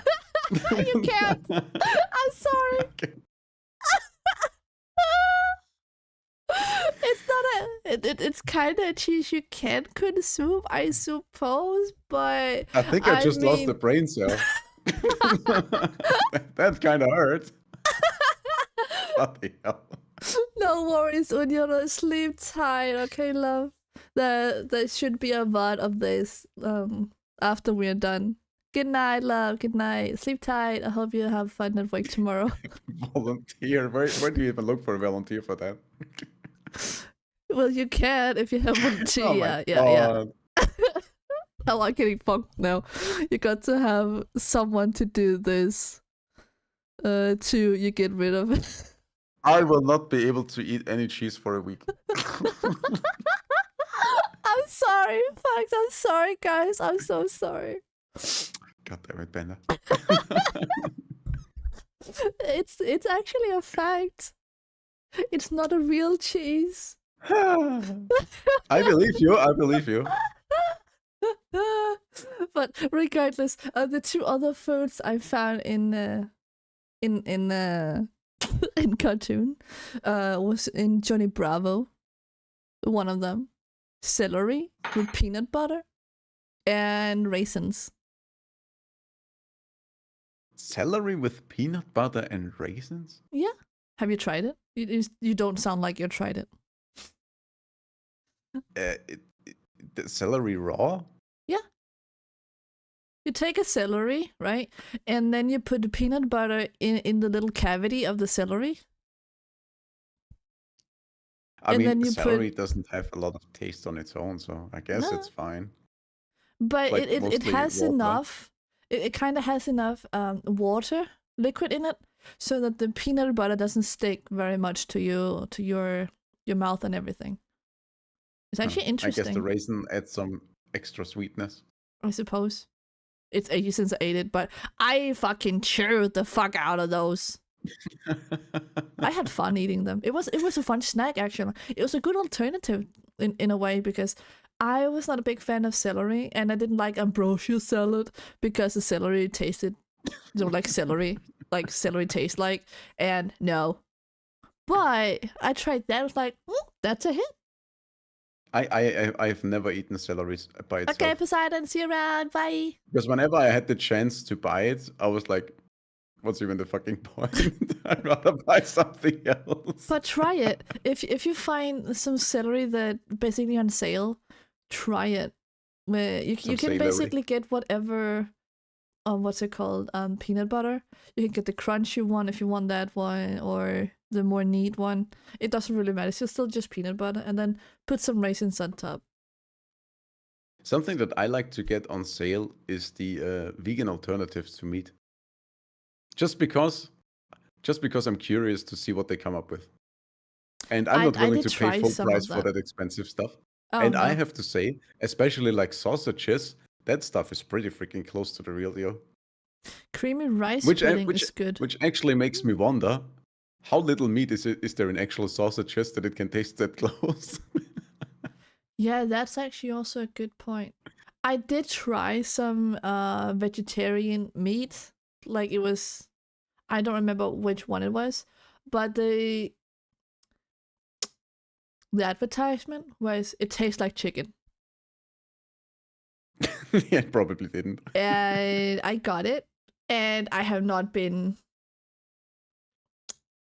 disappointed. Doesn't even cover it. I tried it because I thought, why not? It was on sale, I think. It wasn't very expensive, right? And it was supposed to be chicken, but not chicken, right? And Right. it was like, it tastes like chicken. I was like, okay. Giving the benefit of the doubt, right? So I prepared. I think it was supposed to go in the pan or in the oven or something. I don't remember which way, but that was what it was. I take it out, I prepare it, like putting it nicely on the plate, everything, and I'm like, like clapping in my hands, like, this looks good, right? And I'm just salivating and whatnot because I can't wait. This is going to be amazing. I sit down and I'm just proud. Eyes are shining and everything. Like, oh my God, I can't wait. This is going to be good. That could not have been further from the truth. I have What did not it taste been more disappointed in my entire life. And disappointment doesn't even cover it. It was not chicken. It didn't taste anything like chicken. It was basic. I was chewing on a rubber or something. That's the best thing I can come up with. It wasn't chew. Oh my God. You didn't chew on it like it was chicken at all. It was some kind of rubbery kind of feeling, and there was nothing that tasted like chicken. There was no chicken taste whatsoever. It was basically, I think it was wheat protein mixed with some kind of spices. So they tried, but they failed miserably. I could easily tell that was not chicken. It didn't taste anything close to chicken. No whatsoever. Because the wheat protein, the gluten in it, that's what kind of makes it rubbery. Funny enough, I also had a chicken substitute that was actually the best meat substitute I had, and I think it was based on pea protein. And pea protein? What? No, pea, like the peas, like the green little balls. Oh, not the oh, I thought it was the yellow one. No, and I swear to you, if I were to slice that stuff up and put it in a sandwich with like a little bit of salad and stuff and dress it up nicely, I could fool you into thinking you were eating a chicken sandwich. Because of the pea? Yeah. The little green peas? Yeah, because the pea protein makes it not as rubbery, and it also had like the same texture. It was a little bit more firm. But it tasted close enough that I am convinced that I could fool you if I put it in a sandwich. So I actually was pleasantly surprised. Isn't it basically what they also did with the other, the vegan thing, falafel, I think it was called. It is not chicken, but it's also, I think it's the best vegan alternative that they have. They're probably chickpeas. I don't know, but I remember that I had falafel at some point. I don't know what it's called in English, and I'm sorry, guys. Yeah, falafel is nice. Falafel is nice. Yeah. And I wasn't but sure the how other to time, pronounce it. I had like a beef substitute. I can do the same as using walnuts, making you think it's a taco meat. Oh, that's interesting. How you doing, Gilbert? I hope you're doing good. And Wolfie, I hope you guys are doing good. I'm sorry, guys. I do want to give you a proper greeting and everything. I hope everybody's doing great, okay? The other time I had a beef substitute, and it was kind of like you described it. Do you know like a hockey puck? The black thing. Huh? I put it in the pan, and a black thing? It immediately turned black. Yes, from the sport, hockey. Ice hockey. Oh, the hockey puck. The thing that they throw around. The puck. It was kind of that puck. Shape. And the minute I put it in the pan, it turned black so quick. The entire kitchen was stinking. It was smoking. I powered through because I was like, I have to finish this thing somehow. It has to get like heated up in the middle, like to a certain degree, so it will be edible. Oh no, yeah. And in the end, it was the same consistency as the hockey puck. It was like a rubber disc that didn't taste like anything like meat. It was so disgusting. The kitchen was stinking. It was black. It was disgusting. It was the most nasty thing. It tasted closer to a mix of molten plastic combined with cardboard. That's what it tasted like. I think I can do one better than that. If we're talking about cooking, I think I can top that. I'm not sure if this is topping it or not. Did you burn some water? No, I didn't. To be fair, I was a child at that point, and I had watched my parents cook. They never taught me, but I was clever enough to know that you can turn the button thingy on the stove, and that's gonna make the stove warm. Oh no. So you can make food, right? I might have forgotten one little detail about that. The But pan. but here's another thing. I don't know if it's something everybody eats or if it's only here in Denmark. But you can go to a butcher, but you can also find this meat in your local store sometimes. It's not as frequent all the time, but you can get pig's tails. Oh, that's not a thing here. I mean, you can probably get it, but it's not like a thing. Yeah, we I'm cook thinking you can go to actively the cook. butcher and ask for pigtails, but sometimes they sell it in our local supermarket. It's not so common, but what you do is that you have the pigtails and you dump it in not in a pan, you dump it in a pot with water, and then you are basically cooking them or boiling them. You're boiling them in water, so that when they're done, you take them out, you put them on a plate, and then you can basically say it's pulled pork, because you can basically pull the skin and everything off the bone. Technically, the sense, yeah. start of pulled pork. That's how pulled pork was invented. No, I don't know. But okay, Panda is so many shits tall. I don't know for how old that was. And I Oh, no. know how to turn on a stove because I feel like I'm a genius, okay? I want to surprise my dad. He was I'm busy sure he with was something. surprised. Yeah. I definitely surprised him. I definitely did. But we had been in the supermarket and I was begging my dad to get these pigtails because I had fond memory of those. I like them. Thing is, there's actually not anymore. There's not as much meat on the pigtails anymore as there was back then. I'm actually very disappointed because my fondest memory of that is that it was actually filled with meat and it was delicious meat. But nowadays, it's actually only fat and skin.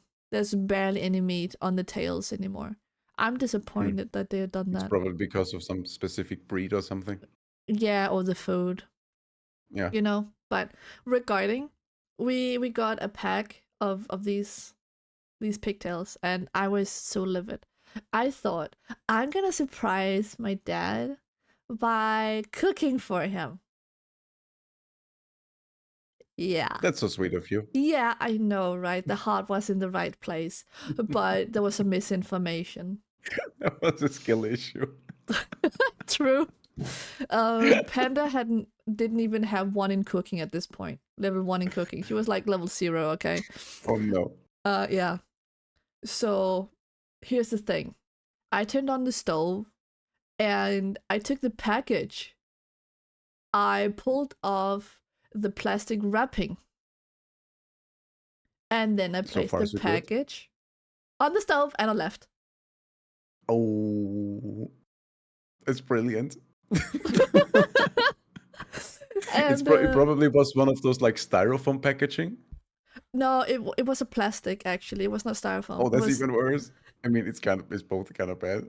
yeah, right. But here's the thing.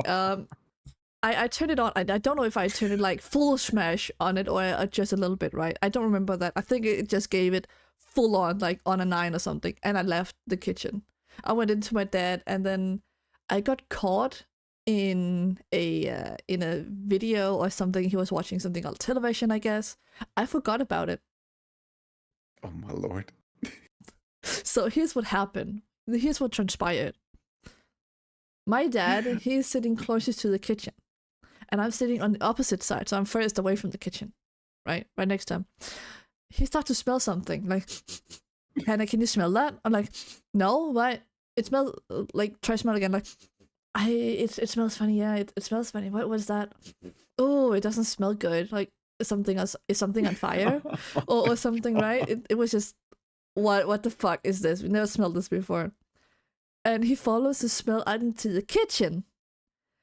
And that one portable stove that I used had melted plastic all over it, and it was dripping off of it onto the counter. And the poor what was the pigtails, they were covered in black liquid. Oh my god.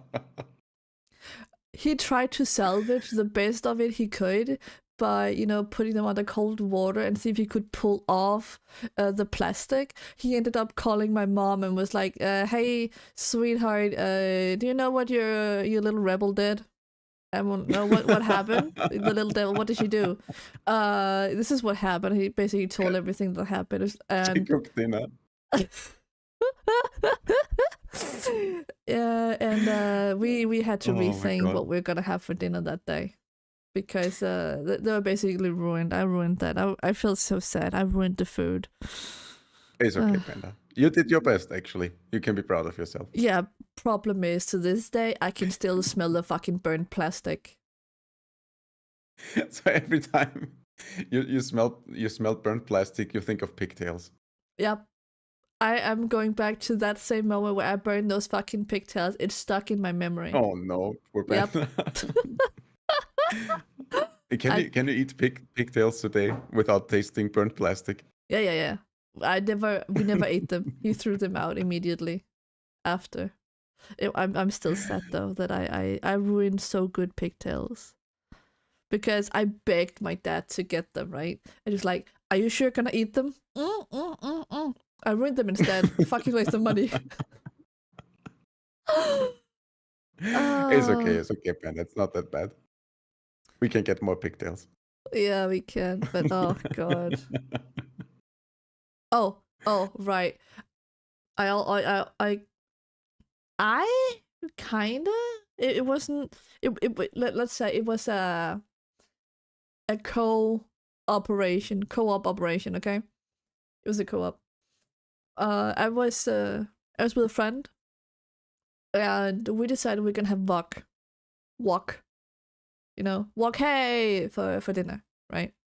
And we have prepared everything. We're gonna put the noodles in the water, and I read on the package it says, okay, 5 minutes something. "Hey, Nian, welcome in." I was dumb also. I put my whole hand on our stove and tried to learn to cook. When I tried to first learn to cook, I was cooking myself. Don't do that. Don't do Is that how you became a zombie, Bambi? Yeah, probably. but regarding I What read happened to your on noodles? I read on it like 2 or 3 minutes, tops 5, I think it was, like the standard one. It was thin noodles, so I didn't think too much of it. we were 2 cooks, okay? Bear in mind we both read what was said. 2 to 3 minutes, I think it was that they needed to have. We're 2 standing in the kitchen. Do you think any of these 2 idiots could figure out how to set a timer? You were just raw dogging it, I guess. After a couple of minutes, I'm like, "Did you set a timer?" "No, did you set a timer? I thought you did it." I didn't know it. We were looking at the noodles, and I had prior to that looked at them and I thought, well, they're about to be done. And then I forgot all about them. And what happened was that we ended up basically have it was not noodles anymore. They were basically paste. Some kind of liquid, I guess. They were basically paste at this point. So thin that they were. And my buddy was laughing at me. He was like, "I'm never gonna let you cook wok again. You need a supervisor." I'm like, "You were the fucking supervisor. You failed your job." That's him to put it on you. Why did he put that on you? He didn't put up a timer either. What the hell? No. But it was still just the fact that, I mean, you were the supervisor. You didn't do your job. I swear that was the only time I could actually use that card. That I'm not.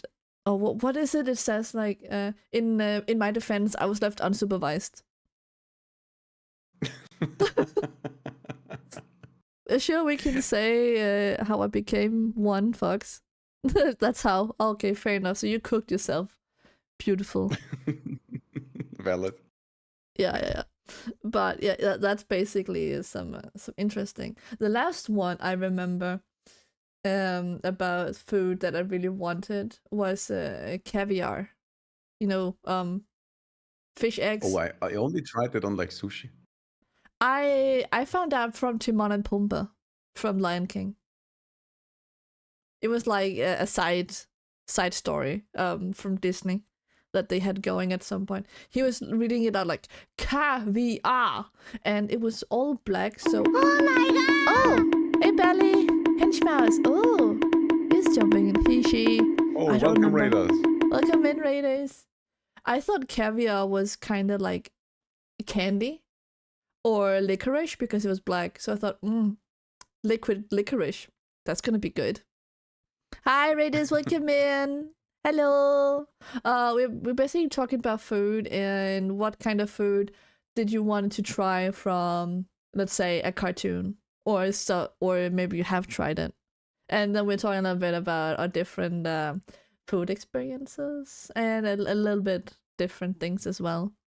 But hi, Incomplete, hi, Triple, and hi, Noxian. Welcome in, guys. Hey, Belly, how you doing, love? It's good to see you. What's up? I feel like I got smaller. Fox, did I get small? Oh, I did. I did get small because of the raid.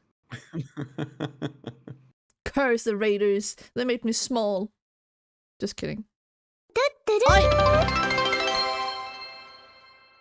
Raid tags. Thank you. Wally I'm lying over here. Henchmouse just shared 100 bits. Bye, Panda.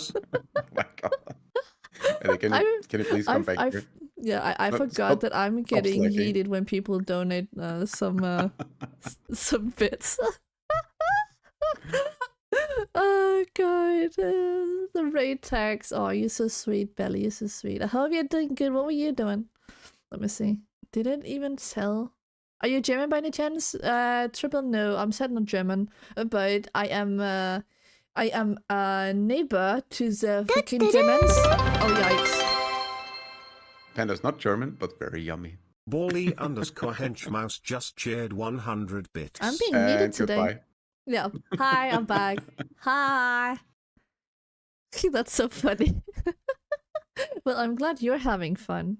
What were you doing on your stream there? Let me see. Did Frosty actually say anything about what you're doing? Oh, the finals. It's that kind of raid game of sorts where you are 3 people together and you have to catch a lot of money, and then the one that has the most money wins or something. If I'm not remembering it incorrectly, I played a little bit. Oh, I have not seen that one. It's not. I don't think it's super popular. It was a bit some time ago. Bully the streamer. Yes, that's bullying. Don't bully. We don't like bullies. We like people that tease, okay? And that are tasty. Are you guys tasty? Should we... Fox, do they look tasty to you? Wait a second. I'm telling you what's tasty. Oh, shit. Oh. You are very welcome, Raiders. Oh, fuck That's very off. tasteful. Oh my god. Oh, I can hit you. Yoink. Yoink.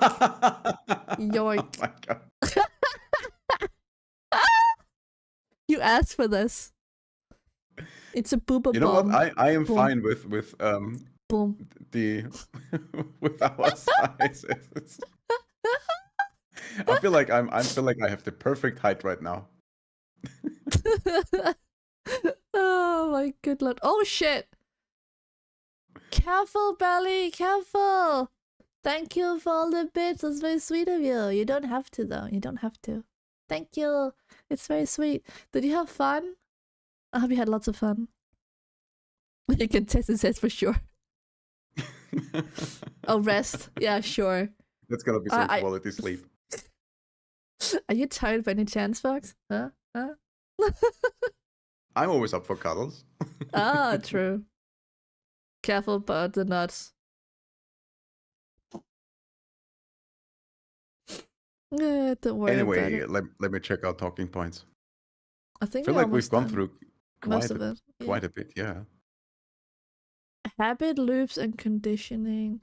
Well, stress and emotional triggers. I kind of covered that one because I've been stressed out, and that's basically a trigger, but not for. But my trigger is different. My trigger is not for that I'm eating more. It's basically the opposite. So there is two sides of the same coin when you're talking about eating, because there's people that are going to be very happy about food, but you also have the darker side of the coin, people that eat less food. It's actually one thing we have not really covered per se.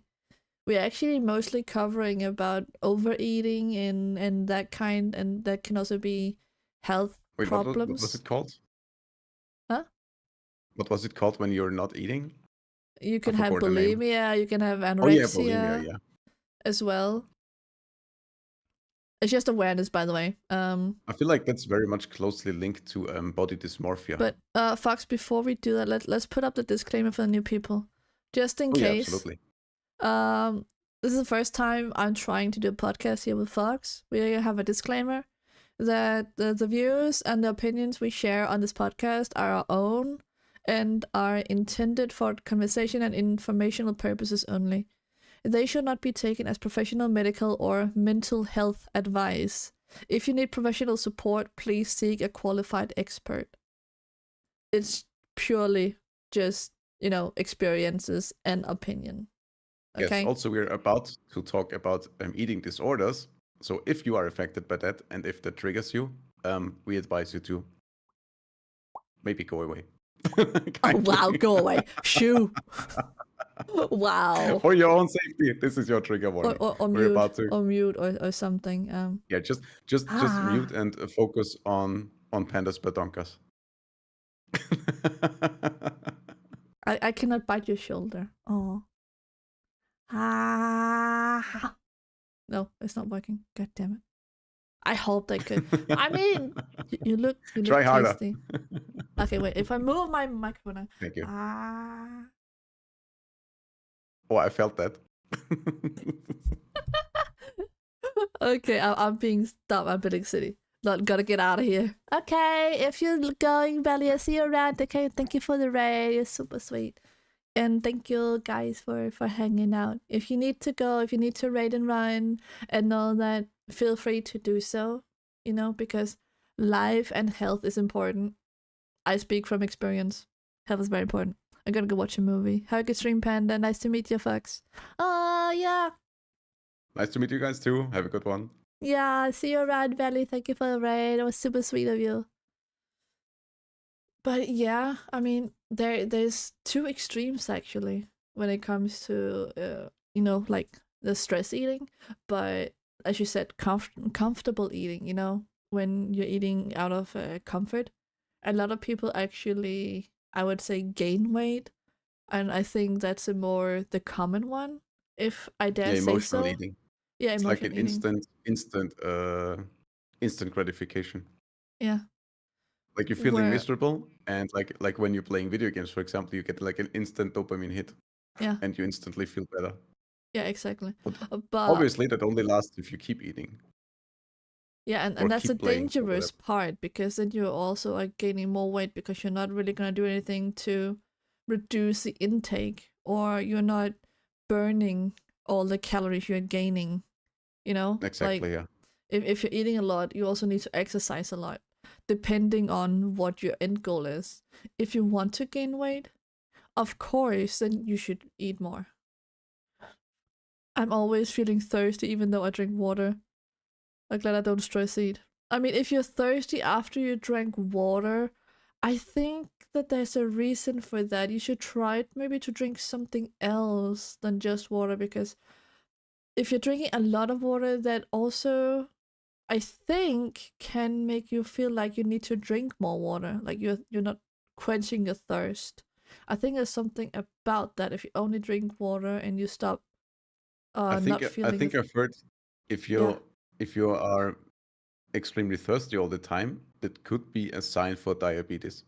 So you might want to check on that. But obviously really? there's more signs and more stuff to check when it comes to diabetes, and that could only be one factor. Yeah. So you maybe just look into it and see if that's something you want to check out. And I have your drink milk and water. Okay, so you don't just drink water. We're not medical professionals. We're just sharing opinions and whatnot. So yes. that's. But yeah, definitely try look into it, zombie. It can maybe help. It There's also it a thing, definitely doesn't hurt to a look into it. condition that people have that's called skinny fat. Yeah. Because have you heard of visceral fat? No, but I have heard about skinny fat. I think if it's what I think it is, in Danish we call it tyndfed. It's like when you store, like let's say we have two people, and they weigh the exact same, but one person stores the fat on the outside, and one person stores the fat on the inside around the organs. That's the visceral fat. So both can be overweight. I think but one I'm is actually visibly skinny. I think I'm skinny fat actually. I could be. Because I don't really have visual fat on me, but I know I'm not in shape. Can we say it like that? Yeah. I think I'm not really in shape in general, so and I can eat a lot of food and it's not really gonna really sit anywhere per se. I think in your case you're not really skinny fat. I think you are, I don't even know what to call you fat. Have you shared your current weight? Did you say it was 75 correctly, or? Previously, I was If on you're not comfortable with 75. sharing, that's also okay. And last time I weighed, that was like 3 months after that weight. That's almost over a year ago that I weighed myself, and I don't have a weight right now, so I don't know. I see. But I wouldn't consider guess consider you fat. I would guess I'm on 65. I think. I don't know. Because I'm not very good at eating recently. I would basically say that I could be on the border right now, you know, like the thin border between being healthy and being unhealthy. If you're gonna go into, you know, I'm not gonna say it's 100% thing, but I would say you could maybe start to argue a little bit that I could be on the anorexic side. I'm not skinny, not skinny like that, but I don't eat a lot. You know? Because you said you think you might be skinny fat, because in that case, I definitely don't think you're skinny fat. Because that would be when you are definitely overweight, but you don't look overweight. No, I don't look overweight. But you're also not overweight if you're like below 70. I got belly for sure. I'm 6.3 and 280 pounds. I have no clue how big that is. How tall? That is 2 meters tall? Close to 2 meters? 190 something, I think. And 280 pounds. I have no clue what that is in kilos. That's 127 kilograms. And how tall? Wait, 6.3? That's 190 something, right? Has to be 90s. 6.3. Because no, 180 something, close to 90s. Yes, 192. Oh my god, I'm a genius. Fuck, I'm good at this. Oh, Panda, big brain. Yeah. Wait, hey. I always have a big brain. I actually have 3 big brains. That sink in for a minute. How does that work? I had 2 brains here. I only remember you here. having 3. I only remember you having like 2 pairs of eyes. Oh, true. Fair enough. Anyway, that's besides the point.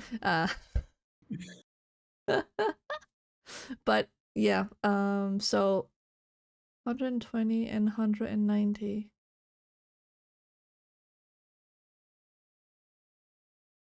Oh, fuck you.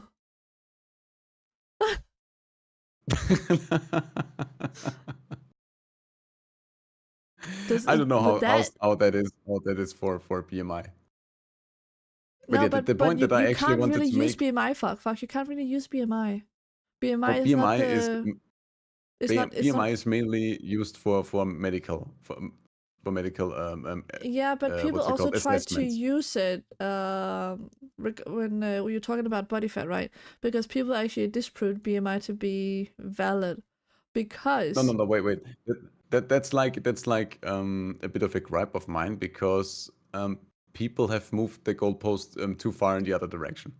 Because BMI for the average person, like a normal person like you, that doesn't do anything, any kind of special training or anything. For you, BMI is perfectly a valid evaluation of your health. Oh, so you're talking about a strong And- man. Yeah, but if you are like working out, and if you have like an excessive amount of muscle and above average amount of muscle, BMI will be wrong for you because your weight is higher because muscle weighs more than fat. And people use that fact as an excuse to disregard BMI, even though they are very much an average person. You see what I mean?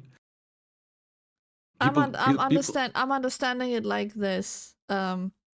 Just so you correct me if I'm wrong, but I understood when I heard about the BMI, right?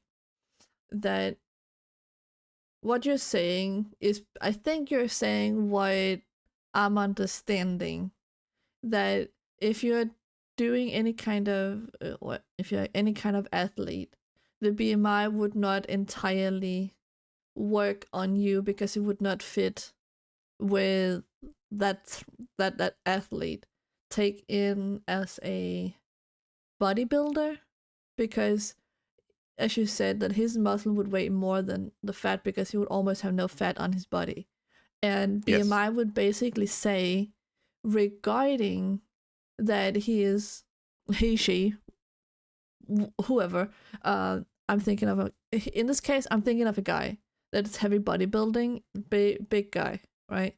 And let's say he's 180 and he just like he's massive, and the BMI would basically say that he's overweight Exactly. because his muscle weighs so and so much.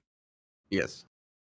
And people have just heard this, and people use this as an excuse to disregard BMI and be like, I just have too much muscle. It's like those people saying, I just have heavy bones. You know what I mean? But Oh yeah, about the skeleton.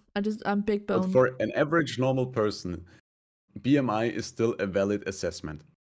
But you also have to keep in mind that just because on the What is that BMI based scale, on? it's based on measurements they have done over a long period of time and of evaluation of all the health and weight that people have. Is that in part of comparison to the- whose studies Well, or I'm just curious. medical studies. Okay. The BMI is purely for medical purposes. Body mass It's for index. it's for your doctor to have a rough assessment of your overall health. And that also means that just because you are slightly above just because you just fall into the overweight section, it doesn't mean like you are morbidly obese and about to die at any moment. It just means that like on this spectrum, you are now in the overweight section and you are very much likely to be less healthy than someone who is like perfectly in the middle. But it's still a spectrum. So it's like on the BMI index, there's like this one step where it goes from perfect, ideal BMI to overweight. But just because you are like on one of those, it's not like black and white like that in real life. You can be a little bit above and be healthy. You can be a little bit below and be healthy. But if you go into the extremes, at some point you have to make a differentiation. Yeah, And okay. as long as you are like an average person that is like living a normal life and is not like excessively weight training and putting on tons of muscle, it is still a valid assessment for your overall health. Yeah, okay. If you're a little bit above or a little bit below, that's not a crazy bad thing. It's just something to keep in mind. But if you're like all the way in one direction, that is significant. Yeah, okay. I looked over and I saw something that actually made me think a little bit. Let me see if I can pull up the BMI. Yeah, because the BMI only has like 5 sections. It goes from underweight, normal, overweight, obese, morbidly obese. And you can be like in between those sections. There should be more sections that in like between normal and underweight. You know what I mean? Yeah. There's no hard edge. Yeah. So, okay, so basically, I actually made a mistake then. Because I just took a side and I'm now trying to do my BMI, right? My height, spoiler alert, 175. And my weight was around 75 or 73, but it doesn't really matter. It was my BMI was basically in the big end. It was on 23, 24, and my normal weight is allowed to be up to the BMI of 25. So 25, if I hit that, would basically be that I'm not allowed to go past 76 kilos. That's the heaviest I'm allowed to weight, basically. Then I'm at the edge of being obese following this. The lowest, however, I think, is 57. Yeah. Yeah, from the chart that 57. I'm looking at, it's It like says here. crossing into underweight at 54. And the next step in the healthy is 59. So somewhere between 54 and 59, that's like the border to underweight. Mm. So I would say if you are 50, you can call yourself underweight. But if you're like 55, that's like directly on the border. You know what I mean? That's not like black and white. Yeah. And you can be still perfectly healthy and be like at the border. Mm-mm-mm. But I'm if just your trying to doctor is see trying to this. assess your overall health, that is like a factor that he can like factor in the diagnosis. Like he can put that together with other symptoms you might or may not have and get to like a more coherent picture. Well, they're basically saying the BMI, for me at least, this doesn't say anything between male or female here. But if I go with this, my BMI, the lowest I can go is actually 57 kilos with my height. Then I would be on an 18.6. And anything below 18.5 would be underweight. The highest I can go without being considered overweight would be 76 kilos. So I was very close at ending up on that scale. Weighing 63 means my BMI would be on 20.6. So that would be basically in the middle. So being my 60s kilo-wise would be fine. I wouldn't want to go below 60 basically. Having it at 63 would actually be best, in my opinion. I would argue if you are within the healthy area, plus minus 7, I think you're perfectly fine. If you don't have any other health concerns or any other issues with your health, I think you can expand that ratio without any concerns. Oh yeah, I'm not, I'm not really concerned or anything, and I also think that at some point, in today's day and age, I feel like we have become obsessed with weight.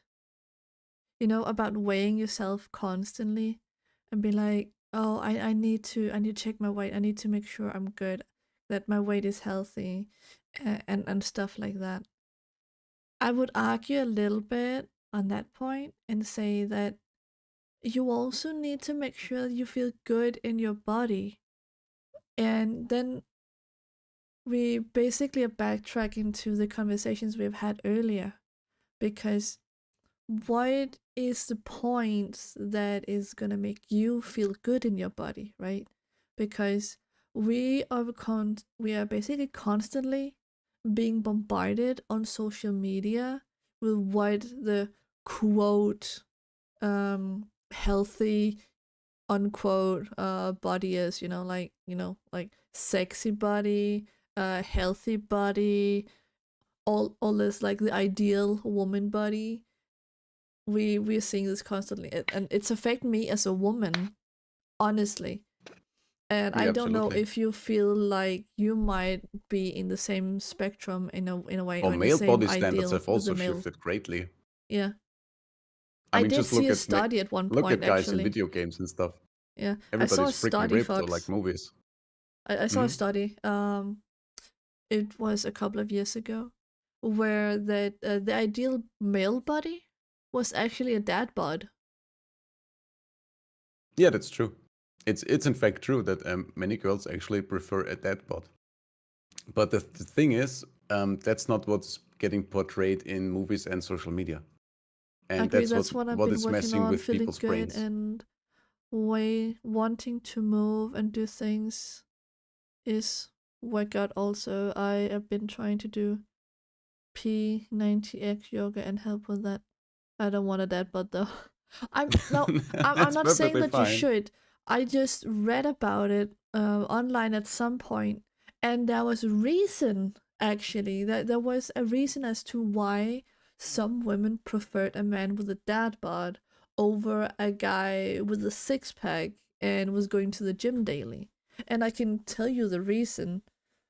It was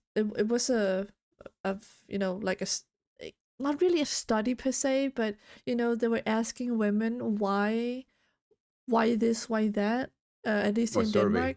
Yeah, survey.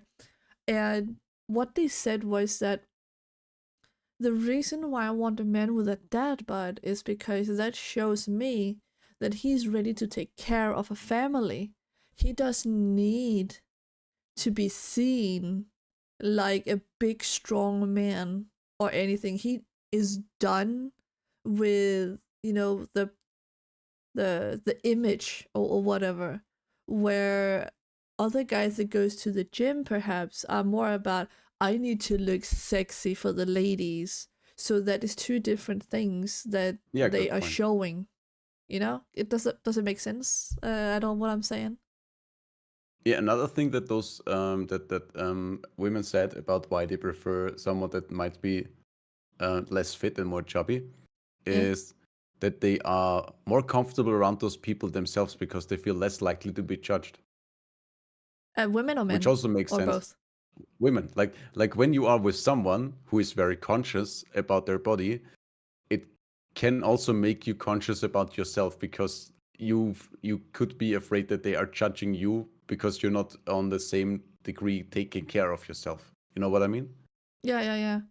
But then we are actually ending over to like the consciousness of the body and the different body types.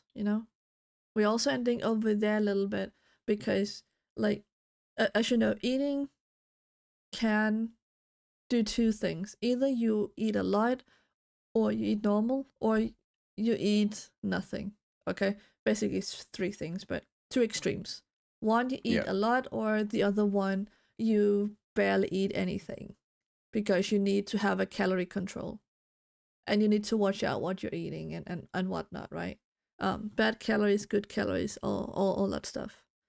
Um, so that's also something that is a little bit interesting to a degree, because I found out apparently when I was taking my education some years ago. One woman that was part of my class, she was counting calories on an insane amount. I did not know that because she was hiding it very well, but she was often eating very little. Like she was eating those thin breads, like you can it's a thin bread, and it's very hard, like you can break it and you can eat it, or you can put some butter on it. Oh, I know what you mean. Yeah. Yeah, that kind of bread. I don't know the name of it, but it's a thin bread. You can just break it. Um and she would eat something like that because it was not very calorie dense, or something. Like I don't know exactly what it was, right? But I think that in the end, she ended up actually starting to eat more sometime after. I think she was, I don't know, talked into it, or something, to get better and to not care too much about calories. I've also seen some previous classmates that have actually, I would consider that they were overweight because they were big girls. I cannot really speak for the men because the majority of men in this field that I was studying to be as a kindergarten teacher, I haven't seen a lot of men that was overweight, but I know a lot of women in the field are overweight, and I don't know why entirely, other than I feel like a lot of people are just lazy to a degree, and that's what I experience. Because when you're a kindergarten teacher, I see a lot of adults, at least in my field, regarding to being overweight and stuff, that they're not very involved with the kids. Like, they're not gonna go out and play tag or anything that is required for movement. They often sit down on their butt drinking coffee, actually, or drinking tea or water or something along the lines, actually. That's what I have seen when I've been out in the field. And that is also a part why I think that overweight is also, due to inactivity as well. Oh yeah, absolutely. Because this field is not very active, even though they are being like, oh, we're running so fast, yada yada. Maybe. People always like to say that there is this persistent myth going around, like it's partially a myth, that in your 30s your metabolism slows, and that's why everybody gets fat. And that's only partially true. Yes, of course, when you reach like your 40s, your metabolism slows. That's just a natural process. But the main reason why people get fat the older they get is because the older you get, the less you move. That's just how it is. It's just like you described. Like when you're a child, you're running around constantly, and then you sit in school, then you get a job, and then once you are back home from your job, you sit at home at your couch and you don't want to move anymore, and that just progresses over the years. And in your 30s, it's like the first time it really shows, and that's when people have put on the first amount of weight because they haven't moved in years, and that's when they be like, oh, it's just my broke metabolism, I'm just getting old. When actually it's just, no, you're just getting lazy, for fuck's sake. Get off your butt. Possibly, yeah. Move a little bit more. Or people in But that, I get so annoyed when people in their 20s be like, oh, my back hurts, I'm getting old. I'm like, no, no, you are a lazy gamer. You have not used your core muscles in 5 years. No wonder your fucking back hurts. Go and do some planks, for frick's sake. yeah, definitely. But I think that we have, Do it like Panda, do at some this squat. point, yeah, I think we have actually exhausted all our talking points at this point, Fox. Plus, it's Yes, also getting let's late. wrap it up slowly but surely. What is the key insights we have, I guess, learned or talked about? I would say, like that the BMI I guess has that's something to say about you if you are healthy or unhealthy, but it's also about that you need to watch a bit what you're eating, but don't be scared of what you're eating. yes, I would say most important is to educate yourself about your lifestyle, what you need, and what kind of calories is actually in food. And don't think there's like a one end all be all solution or the ultimate diet. Just try all kinds of different things and find what works for you. I think that's the most important thing. Yeah, I think so too. I think it, like, I really think that it's important that even if you want to follow a diet, it's also important that you do it in your own pace and Yes, and you for the do it right your reasons. way. Because if you try to follow a diet very, very strictly, where they say no sweets, no this, no that, you're gonna be miserable. You also have to remember to give yourself the dopamine that you need if you're Yes, have gonna some yummy do, fruits. yeah, Have a little bit of ice fruits, cream. or it's okay to have ice cream sometimes. It's okay to have a donut. It's okay to have whatever it is that you want. Don't be too freaked out about the calories, because you also have to remember that your body is burning X amount of calories each day just by breathing and staying alive. That's something that's True. also very important. So you are burning X amount of calories just by staying alive.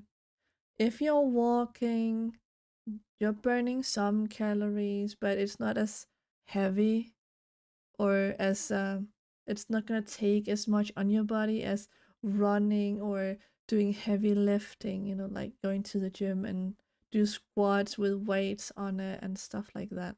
That's also something you should think about. And if you need someone to work out with, go ask a buddy, or maybe there's a buddy system at your closest gym. And I would definitely say that you should, if you want to work out, find out what works best for you. There's yoga, there is powerlifting, I think it's called. There's also Yeah, or maybe circle just go for a walk. training. Going for a simple walk can also be it. Bicycling. There's different types that you can do. It's also just And anything about you do is better easy. than sitting on your butt. We're saying sitting on our butts. You don't know that. I could be cycling right now. I don't hear that on your breath though. That's because For I'm so sure, I incredibly just cut fit. things out. I feel like it could be a problem and replaced with something else. I can't remember that one. Just remember, the best diet is the diet that works for you, and the best workout is the workout you can do consistently. Yeah, definitely. And don't bonk your head. Don't bonk yourself over the head.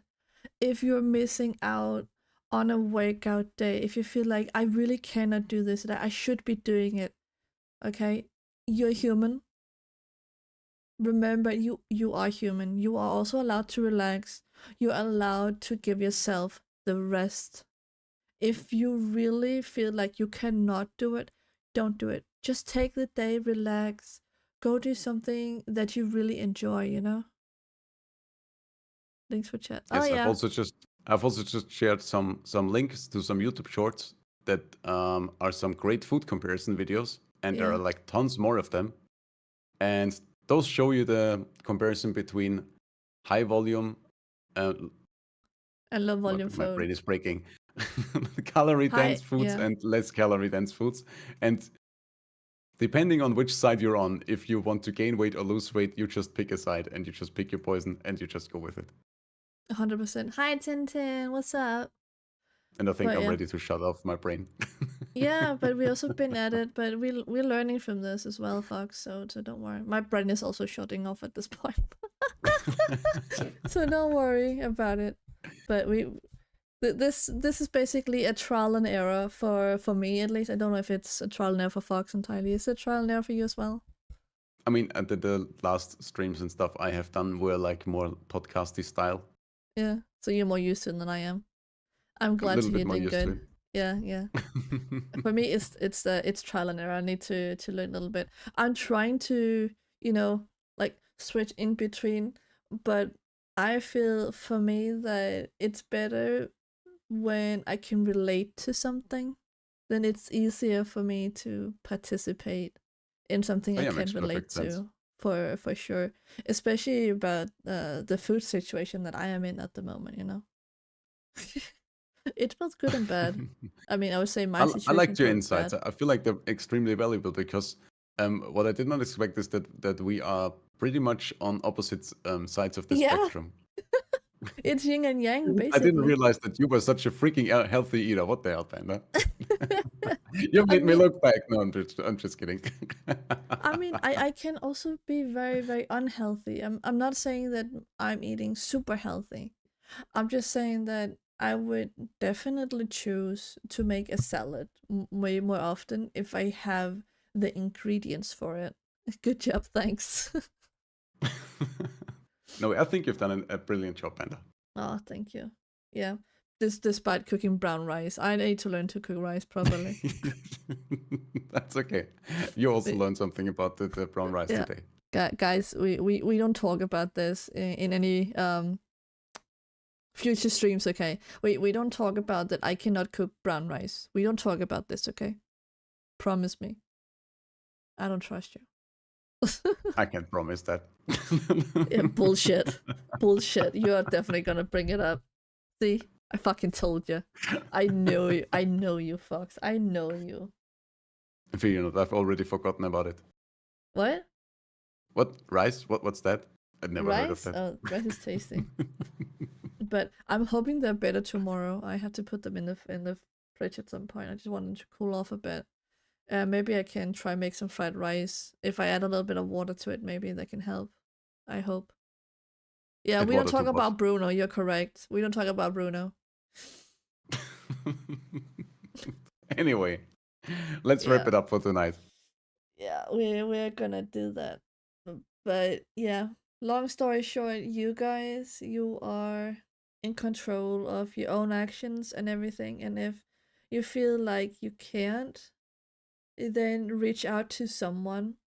I would start with maybe try reach out to a friend, and talk to them about it if you can. If not, try to reach out to a professional. Go to your doctor or go to someone that has more and better knowledge about situations like this. If you are having a problem with eating, if you feel like you cannot control it, if you start to feel like you can see a pattern as well in your eating habits, perhaps go and get the help that you definitely need, because you are a precious person, or whatever you identify as. You're still precious. Yes, you are worthy of happiness, and you Yeah, should take care of definitely. yourself. Yeah, definitely. Don't be afraid to try new stuff and educate yourself about Don't food. be afraid It's of not that trying difficult. surströmming. We live in a world where there's like tons of information at your fingertips on YouTube and on Google. Don't ask AI. You can trust those.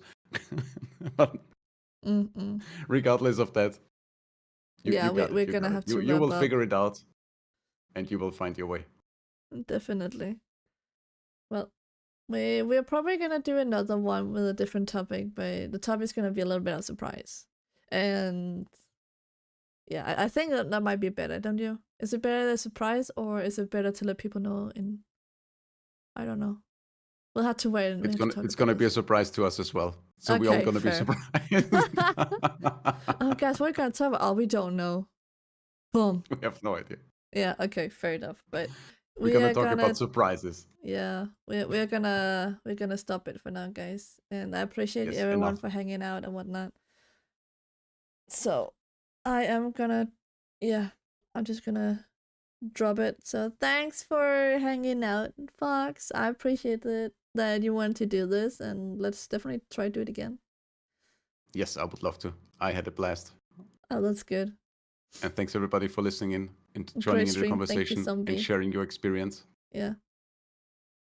I still feel like I need to try and be better at putting people as part of the stream. I know that at a podcast that you and your co-host is talking, but I also feel like that I want to try bring people's opinion part of it Oh. as best as I can. I have a suggestion. I will talk to you about that after the stream. Yeah, that's fine. But I'm just gonna finish this up here, so I'll be right back. Okay, guys, I am gonna go, and I'm gonna get ready to probably get some sleep as well at some point.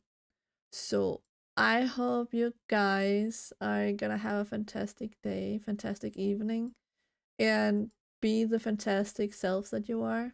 Okay. Good night, chat. Yeah, good night. Good night, guys. I hope you're gonna have a great evening. I'm getting tired, unfortunately. So I'm just gonna wrap it up here. So you have a good evening. Night night.